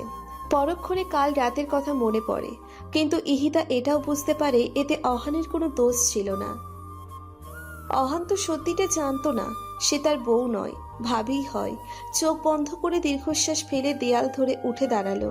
দরজা খুলে দিতেই হুড়মুড় করে অহান ভিতরে প্রবেশ করে। জোরে নিঃশ্বাস নিয়ে বলে, এতক্ষণ লাগে দরজা খুলতে? আমি কতক্ষণ ধরে ডাকছি আপনাকে? ইহিতা নিচের দিকে তাকিয়ে মৃদু স্বরে বলে, কেন? ফ্রেশ হয়ে নিন, ব্রেকফাস্ট করবেন। ইহিতা অহানকে কিছু না বলেই বাথরুমের দিকে পা বাড়াতে অহান পিছনের থেকে বলে ওঠে, মাফ করে দিবেন ভাবি, আমি এই টপিকে কোনো কথা বলতে চাই না, ভুলে যাও সব। অহান বুঝতে পারে ইহিতা এখনো রেগে আছে তার উপর। অহান কিছুক্ষণ মৌন হয়ে রয়, তারপর চলে আসে ড্রয়িং রুমে। একটু আগেই অহান রিফাত ও আনিকাকে ওর ফ্ল্যাটে আসতে বলেছে। ওদের জন্য ব্রেকফাস্ট বানিয়েছে অহান। রীতিমতো ওরাও সেখানে উপস্থিত হয়। অহান ওদের সাথে হাসি মুখে কথা বলে সোফায় বসতে বলে। অহানের এমন আচরণে আজ ওরা বেশ অবাক হলেও ভিতরে ভিতরে বেশ খুশি হয়। অহান রিফাত ও আনিকার উদ্দেশ্যে বলে, সরি রে, এতদিন অজান্তেই তোদের অনেক কষ্ট দিয়েছি। কাল তোরা সবকিছু চোখে আঙুল দিয়ে দেখিয়ে দিয়েছিস। এখন কি আমি আর আগের মতো থাকতে পারি বল? আমি সেই আগের অহান হয়ে গেছি। যাক, যাকে তোরা চেয়েছিস মাফ করেছিস তোরা? আনিকা এক মনে অহানকে দেখছে। খুশিময় এক চিলতে হাসি ফুটে ওঠে ঠোঁটে। রিফাত অন্যদিকে মুখ ঘুরিয়ে অহানের সামনে ডান পা এগিয়ে দিয়ে বলে, পা ধর, তাহলে মাফ করে দিব। অহান দুষ্টু হাসি দিয়ে রিফাতের পা ধরে, কিন্তু পরক্ষণে পা ধরে টেনে ফ্লোরে ফেলে দেয়, যেটা দেখে আনিকা ও অহান দুজনেই হেসে ওঠে। এদিকে ইহিতা রুম থেকে বেরিয়ে দুহাত বগল দাবা করে দাঁড়িয়ে ভারী কণ্ঠে বলে, আমার পা ধরবে কে শুনি? হাসি থামিয়ে ওরা ইহিতার দিকে তাকায়। অহান ইহিতার সামনে হাঁটু গেড়ে বসে হাত ভাঁজ করে বলে, মাফ করে দেই ভাবি, আমার এত বড় ভুল হয়ে গেছে। আর কখনো খারাপ কাজ করব না, সৎ পথে চলবো, আর আপনার কথা পাই টু পাই মানবো। শুধু আমার কথা? সবার কথা শুনবো। মাফ করে দেন ভাবি। ঠিক আছে, ঠিক আছে, ছাড়ো। আহান উঠে দাঁড়াতেই ইহিতা হেঁটে গিয়ে আনিকার পাশে বসে। খুব হাসি খুশিতেই সকালের নাস্তা সারে এবং প্রোগ্রাম করে আজ ওরা পিকনিকে যাবে। তবে তার আগে অহান ওর অফিসে গিয়ে রিজাইন দিয়ে আসতে চায়। ওদের সব ব্যবস্থা করতে বলে। অহান অফিসে আসে। কাল রাতের কথা রিফাত ও আনিকা ইহিতাকে খুলে বলে, কিন্তু ইহিতা অহানের মিসবিহেভের কথা বলে না। অহানকে ছোট করতে চায় না ওদের কাছে। আর এমনিতেও এতে তো অহানের কোনো দোষ ছিল না। হামিদা বানু ইহিতাকে ফোন দিয়ে অনেক কান্নাকাটি করে বলে, মা, তুই পারলে অহনকে ভালো বানাতে, আমি তোর কাছে ঋণী। আমি না মা, রিফাত ও আনিকার কারণে আহান আজ ভালো পথে ফিরে এসেছে। ওরা যদি সব খুলে না বলতো তাহলে হয়তো আহান এসব জানতো না। হ্যাঁ, ওরাও অনেক সাহায্য করেছে। আমি তোদের তিনজনের কাছেই ঋণী। এইসব কথা থাক, আপনি এখন আর এসব নিয়ে টেনশন করবেন না। এখন আর টেনশন কিসের? আমার ছেলে ফিরে আসছে আমার কাছে, এটাই তো এত বছর চেয়েছিলাম। মানসিক শান্তি নিয়ে থাকুন। আমি রাখছি মা। আচ্ছা। ফোন কেটে দেয় ইহিতা। রিফাত ও ইহিতাকে বসতে বলে রুমের ভিতরে আসে ইহিতা। দরজা লাগিয়ে মাটিতে বসে পড়ে। মাথায় খুব যন্ত্রণা হচ্ছে, কিন্তু না, তবুও সে মেডিসিন নিবে না। এখন আর কোনো পিছুটান নেই। হামিদা বানুর ওয়াদা সে রেখেছে। ইহিতা অতি কষ্টে হামাগুড়ি দিয়ে হেঁটে বাথরুমে আসে। দেয়াল ধরে উঠে দাঁড়িয়ে পানির ট্যাপ ছেড়ে মাথায় পানি দিতে থাকে। কিছুক্ষণ পর মাথার ব্যথা নিয়ন্ত্রণ হতে থাকে। পুরো ব্যথা কমে যাওয়ার পর মাথায় তোয়ালে বেঁধে বাহিরে আসে। মাথায় তোয়ালে বেঁধেছো কেন? মাথা ব্যথা বলেছিল, তাই পানি দিয়েছিলাম। মেডিসিন নাও। না, লাগবে না, কমে গেছে। তুমিও না, এসব ডাক্তারি কোথায় পেয়েছো কে জানে। এখন এখানে এসে দেখো কোথায় যাবে পিকনিকে। ল্যাপটপের দিকে তাকিয়ে বলে আনিকা। ইহিতা আনিকার পাশে এসে বসে। এদিকে মিষ্টি নিয়ে অফিসে হাজির হয় অহান, যাকে পাচ্ছে সামনে খুশিতে মিষ্টি মুখ করাচ্ছে। অহানের এমন কাণ্ডে রীতিমতো সবাই অবাক, চমকিত দৃষ্টিতে তাকিয়ে আছে ওর দিকে। অফিসের পিয়নও যাদের সাথে এতদিন খারাপ আচরণ করেছে তাদের সবার কাছে অহান মাপ চায়। এবং কি যে মেয়েদের সাথে অহান ফ্ল্যাট করত তাদেরকে আপু বলে সম্বোধন করে মাপ চায়। মেয়েরা অহানের এমন আচরণ দেখে পাল্টা জবাব না দিয়ে তাকিয়ে রয়। তারপর চলে যায় বসের কেবিনে। তার সাথে কিছুক্ষণ কথা বলে বাহিরে চলে আসে এবং সবার উদ্দেশ্যে রিজাইন করার কথা বলে ফের মাপ চেয়ে চলে আসে বাহিরে। অহানের প্রতি সবার উপর ক্ষোভ থাকলেও এখন সবাই অবাক হচ্ছে এমন ব্যবহার দেখে, এবং সবার মনে অহানের করা অন্যায়গুলো মুছে গেছে। বাসায় ফিরে পিকনিকের সব বন্দোবস্ত করে একটি সুন্দর এরিয়ার উদ্দেশ্যে রওনা হয়। সেখানে আসতে বেশিক্ষণ লাগে না ওদের। এখানে এসে ছোট্ট একটা টেন্ট লাগিয়ে বারবিকিউ করতে থাকে। হামিদা বানু ও আজমল রহমানকে ভিডিও কলে ওদের পিকনিকের মোমেন্ট দেখাচ্ছে। ওদেরকে হ্যাপি দেখে তারাও হ্যাপি। ওরা খুব এনজয় করে আজকের পিকনিকটা। এরই মাঝে ইহিতার মাথায় পেইন উঠলে পাত্তা দেয় না, ঠোঁটে হাসি ফুটিয়ে সবার সাথে স্বাভাবিক ব্যবহার করে। সন্ধ্যার দিকে ওরা গাড়িতে বাসায় ফিরছে। গাড়িতে বসে অহান ঘুমিয়ে যায়। ওদের চেয়েও অহান বেশি পরিশ্রম করেছে আজ, তাই শরীর বেশ ক্লান্ত ছিল। ক্লান্তিতে চোখে ঘুম এসে পড়েছে। গাড়ির পিছনের সিটের মাঝখানে ছিল অহান, ওর দুপাশে ছিল ইহিতা ও আনিকা। রিফাত ছিল সামনের ড্রাইভারের সাথে। অহান ঘুমিয়ে যাওয়ার ফলে ওর মাথাটা বারবার আনিকার কাঁধের উপর পড়ছিল। আনিকা এটা দেখে অহানের মাথাটা ইহিতার কাঁধের উপর রাখে। আনিকার এমন কাণ্ডে ইহিতা ওর দিকে তাকায়। আনিকা মুচকি হেসে আস্তে করে বলে, তোমার দেবর। ইহিতা অহানের মাথাটা আনিকার কাঁধের উপর রেখে দেয়। মুচকি হেসে আস্তে করে বলে, আর তোমার ভালোবাসা? কথাটা শুনে যেন আনিকা কিছুটা লজ্জা পেল। চোখ সরিয়ে নেয় ইহিতার উপর থেকে। ইহিতা এটা বুঝতে পেরে মুচকি মুচকি হাসছে। এদিকে অহান, ইহিতা ও আনিকার কথা শুনতে পেয়েছে। প্রথম যখন আনিকা অহানের মাথা সরিয়ে ইহিতার কাঁধে হাত রাখে তখনই ওর ঘুম পাতলা হয়ে যায়। তবুও চোখ মেলে তাকায় না। ওদের দুজনের কথা শুনে অহান আড়ালে মুচকি হাসে। বাসায় এসে ফ্রেশ হয়ে হালকা খাবার খেয়ে যে যার মতো শুয়ে পড়ে। কিন্তু ইহিতার চোখে ঘুম নেই। ফ্লোরে বসে একটা কাগজে কিছু একটা লিখতে ব্যস্ত সে। লেখা শেষ করে বিছানায় এসে ঘুমিয়ে পড়ে ইহিতা। দুদিন পর অহান, ইহিতা সহ রিফাত ও আনিকাও বাংলাদেশে একেবারের জন্য চলে এসেছে। ওরাও আর যাবে না, চায় না, এখানে থেকেই জব করবে, বাবা মায়ের সাথে থাকবে। হামিদা বানুর ঘরে সেই আগের মতো হাসি খুশির আমেজ ফিরে আসে, যেটা হারিয়ে গিয়েছিল বহু আগে। তারা বেশ খুশি। মরাসরা পরিবার যেন জীবন্ত হয়ে ওঠে। এই খুশি ভাগাভাগি করে নিতে ইহিতার বাবা মাও আসে এই বাড়িতে বেড়াতে।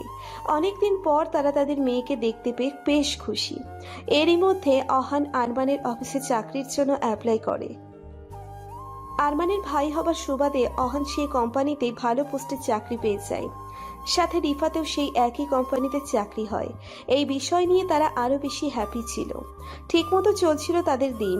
অহান আরমানের মতো অফিসে যেত, রাত পার হলেই বাসায় ফিরত। আর মাঝে মাঝে ভাবি দেবরের খুনসুটি তো আছেই। এখন অহান আর হামিদা বানুকে ভয় পায় না। তবে বাবা মায়ের প্রতি অনেক শ্রদ্ধাশীল হয়েছে অহান। আনিকার বাবা মা অহানের বাবা মায়ের সাথে কথা বলে ওদের বিয়ের ব্যাপারে। হামিদা বানু ও আজমান রহমানের কোনো আপত্তি ছিল না এই বিয়েতে। আর অহানও আনিকাকে বিয়ে করার জন্য রাজি ছিল। সামনের শুক্রবার ওদের এঙ্গেজমেন্ট। সব কিছু ঠিকঠাক চলছিল। হাসি খুশি পরিবার ছিল না কোনো কিছুর ত্রুটি। কিন্তু কথায় আছে, হাসি খুশি দিনগুলো বেশি দিন স্থায়ী রয় না। একদিন দুঃখ প্রকাশ পাবে, আজ না হয় কাল। সকাল থেকে ইহিতাকে ডেকে উঠাতে পারেনি হামিদা বানু। আজমুল রহমানও কয়েকবার ডেকেছে, কিন্তু কোনো সাড়া পায়নি। শেষে বাধ্য হয়ে ঘুমন্ত অহানকে ডেকে তুলে হামিদা বানু। অহান ব্যাপারটা শুনেই তড়িঘড়ি করে উঠে ইহিতার রুমের সামনে আসে। অহানও কয়েকবার ভাবি বলে ডাক দেয়, কিন্তু ভিতর থেকে কোনো সাড়া পায় না। সবার মনের মধ্যে ভয়ের আশঙ্কা দানা বেঁধেছে। অহান দ্রুত দরজা ভাঙার চেষ্টা করে, একা কিছুক্ষণ চেষ্টা করে। পরক্ষণে রিফাতকে ডাক দেয়। রীতিমতো সেখানে কিছু এলাকার মানুষ এসে জড়ো হয়েছে। দুজনে মিলে জোরে ধাক্কাতে থাকে। কাঠের দরজা হওয়ায় এক পর্যায়ে ভেঙে যায়। রুমের ভিতরে অহান, রিফাত, হামিদা বানু, আজমুল রহমান ঢুকেই থমকে যায়। কথা বলার ভাষা তারা হারিয়ে ফেলেছে। বাকরুদ্ধ হয়ে গেছে তারা। ইহিতা বেশ স্বাচ্ছন্দ্যের সাথে ঘুমিয়ে আছে। এক হাত ঝুলে আছে বিছানার নিচে। পরনে ছিল সেই শাড়িটি যেটা আরমান দিয়েছিল। সেই একই রকম স্বাদ ছিল চেহারাতে।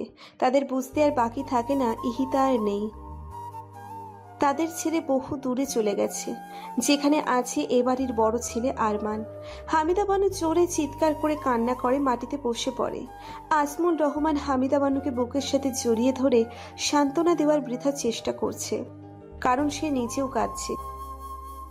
অহান ঠোঁটে কৃত্রিম হাসি ফুটিয়ে রিফাতের কাঁধে হাত রেখে বলে, রিপাত ভাবি তো ঘুমিয়ে আছে তাই না? সে তো মারা যায়নি। সামনে গিয়ে দেখ, ভাবি সত্যি ঘুমাচ্ছে। সে মারা যায়নি রে, বল তুই আম্মুকে বল সে ঘুমিয়ে আছে। রিফাত অহানের কথা শুনে অন্যদিকে মুখ ঘুরিয়ে কান্না আটকানোর চেষ্টা করছে। রিফাতের উত্তর না পেয়ে অহান শেষে চিৎকার করে বলে, বল না, কেন বলছিস না তুই? ভাবি তো ঘুমিয়ে আছে রে, বল দোস্ত। জোরে ধাক্কা দিয়ে রিফাতকে সরিয়ে কান্নায় ভেঙে পড়ে অহান। হাঁটু বেড়ে বসে বাচ্চাদের মতো কাঁদছে। এমন কান্না বোধ হয় তার ভাই মারা যাওয়ার সময়ও কাঁদেনি। রিফাত আনিকা ও ইহিতার পরিবারের সবাইকে খবর দিয়ে দেয়। আনিকা অহানদের পাশের এলাকায় থাকতো। খবর পেয়ে দৌড়ে ছুটে আসে অহানদের বাসায়। রুমে ঢুকে ইহিতাকে দেখে দেয়ালে পিঠ ঠেকিয়ে কান্না করে। অহানের আগের দিনগুলোর কথা মনে পড়ে যায়। ইহিতার সাথে কাটানো প্রতিটা খুশি, রাগারাগির, দুষ্টুমিগুলো খুব মনে পড়ছে। চিৎকার করে কান্না করছে অহান। কিভাবে মেনে নিবে তার বড় ভাবি আর এই পৃথিবীতে নেই? কিভাবে মনকে বোঝাবে এটা? মন সে বুঝতে চাইছে না। কান্নার এক পর্যায়ে অহান ইহিতার হাতের পাশে দুইটা কাগজ দেখতে পায়। অহান দ্রুত হামাগুড়ি দিয়ে বিছানার কাছে এসে প্রথমে কাগজটি হাতে নিয়ে খুলে পড়তে থাকে। সেই কাগজে কিছু লেখা ছিল।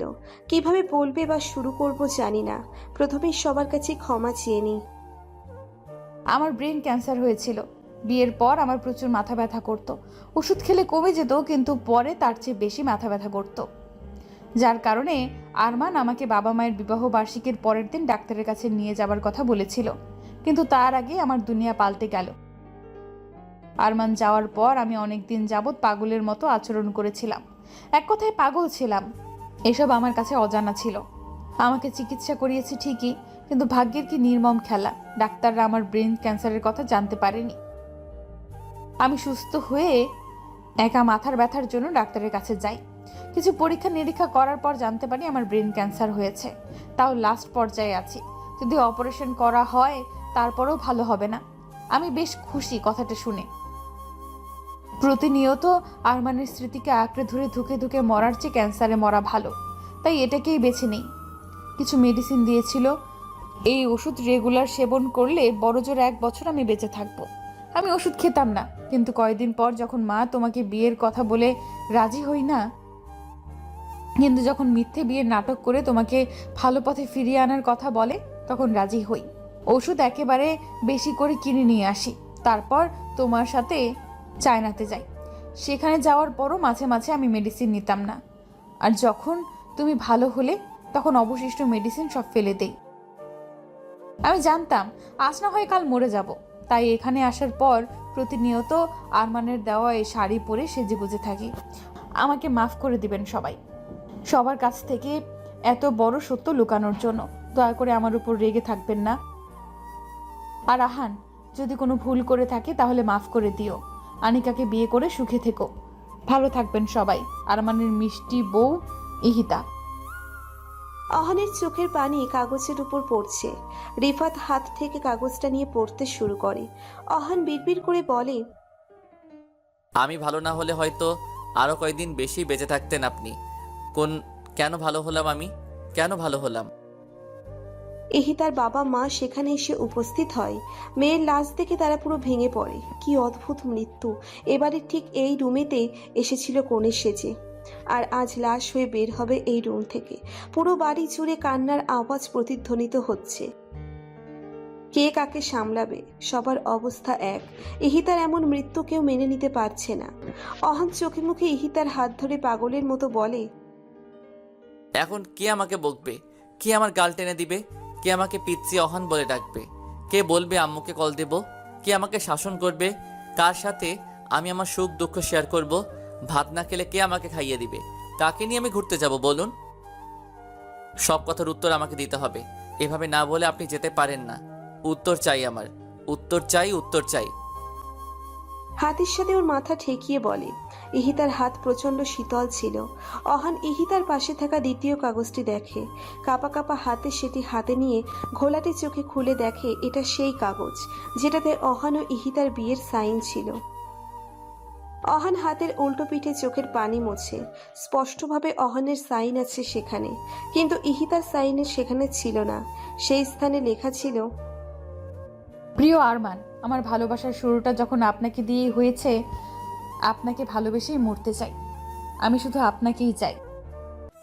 প্রিয় ভিউয়ার্স, গল্পটা আপনাদের কেমন লেগেছে অবশ্যই কমেন্ট করে জানাবেন। নতুন গল্প শুনতে আমাদের চ্যানেলটি সাবস্ক্রাইব করে বেল বাটনে ক্লিক করুন। ধন্যবাদ আপনাকে।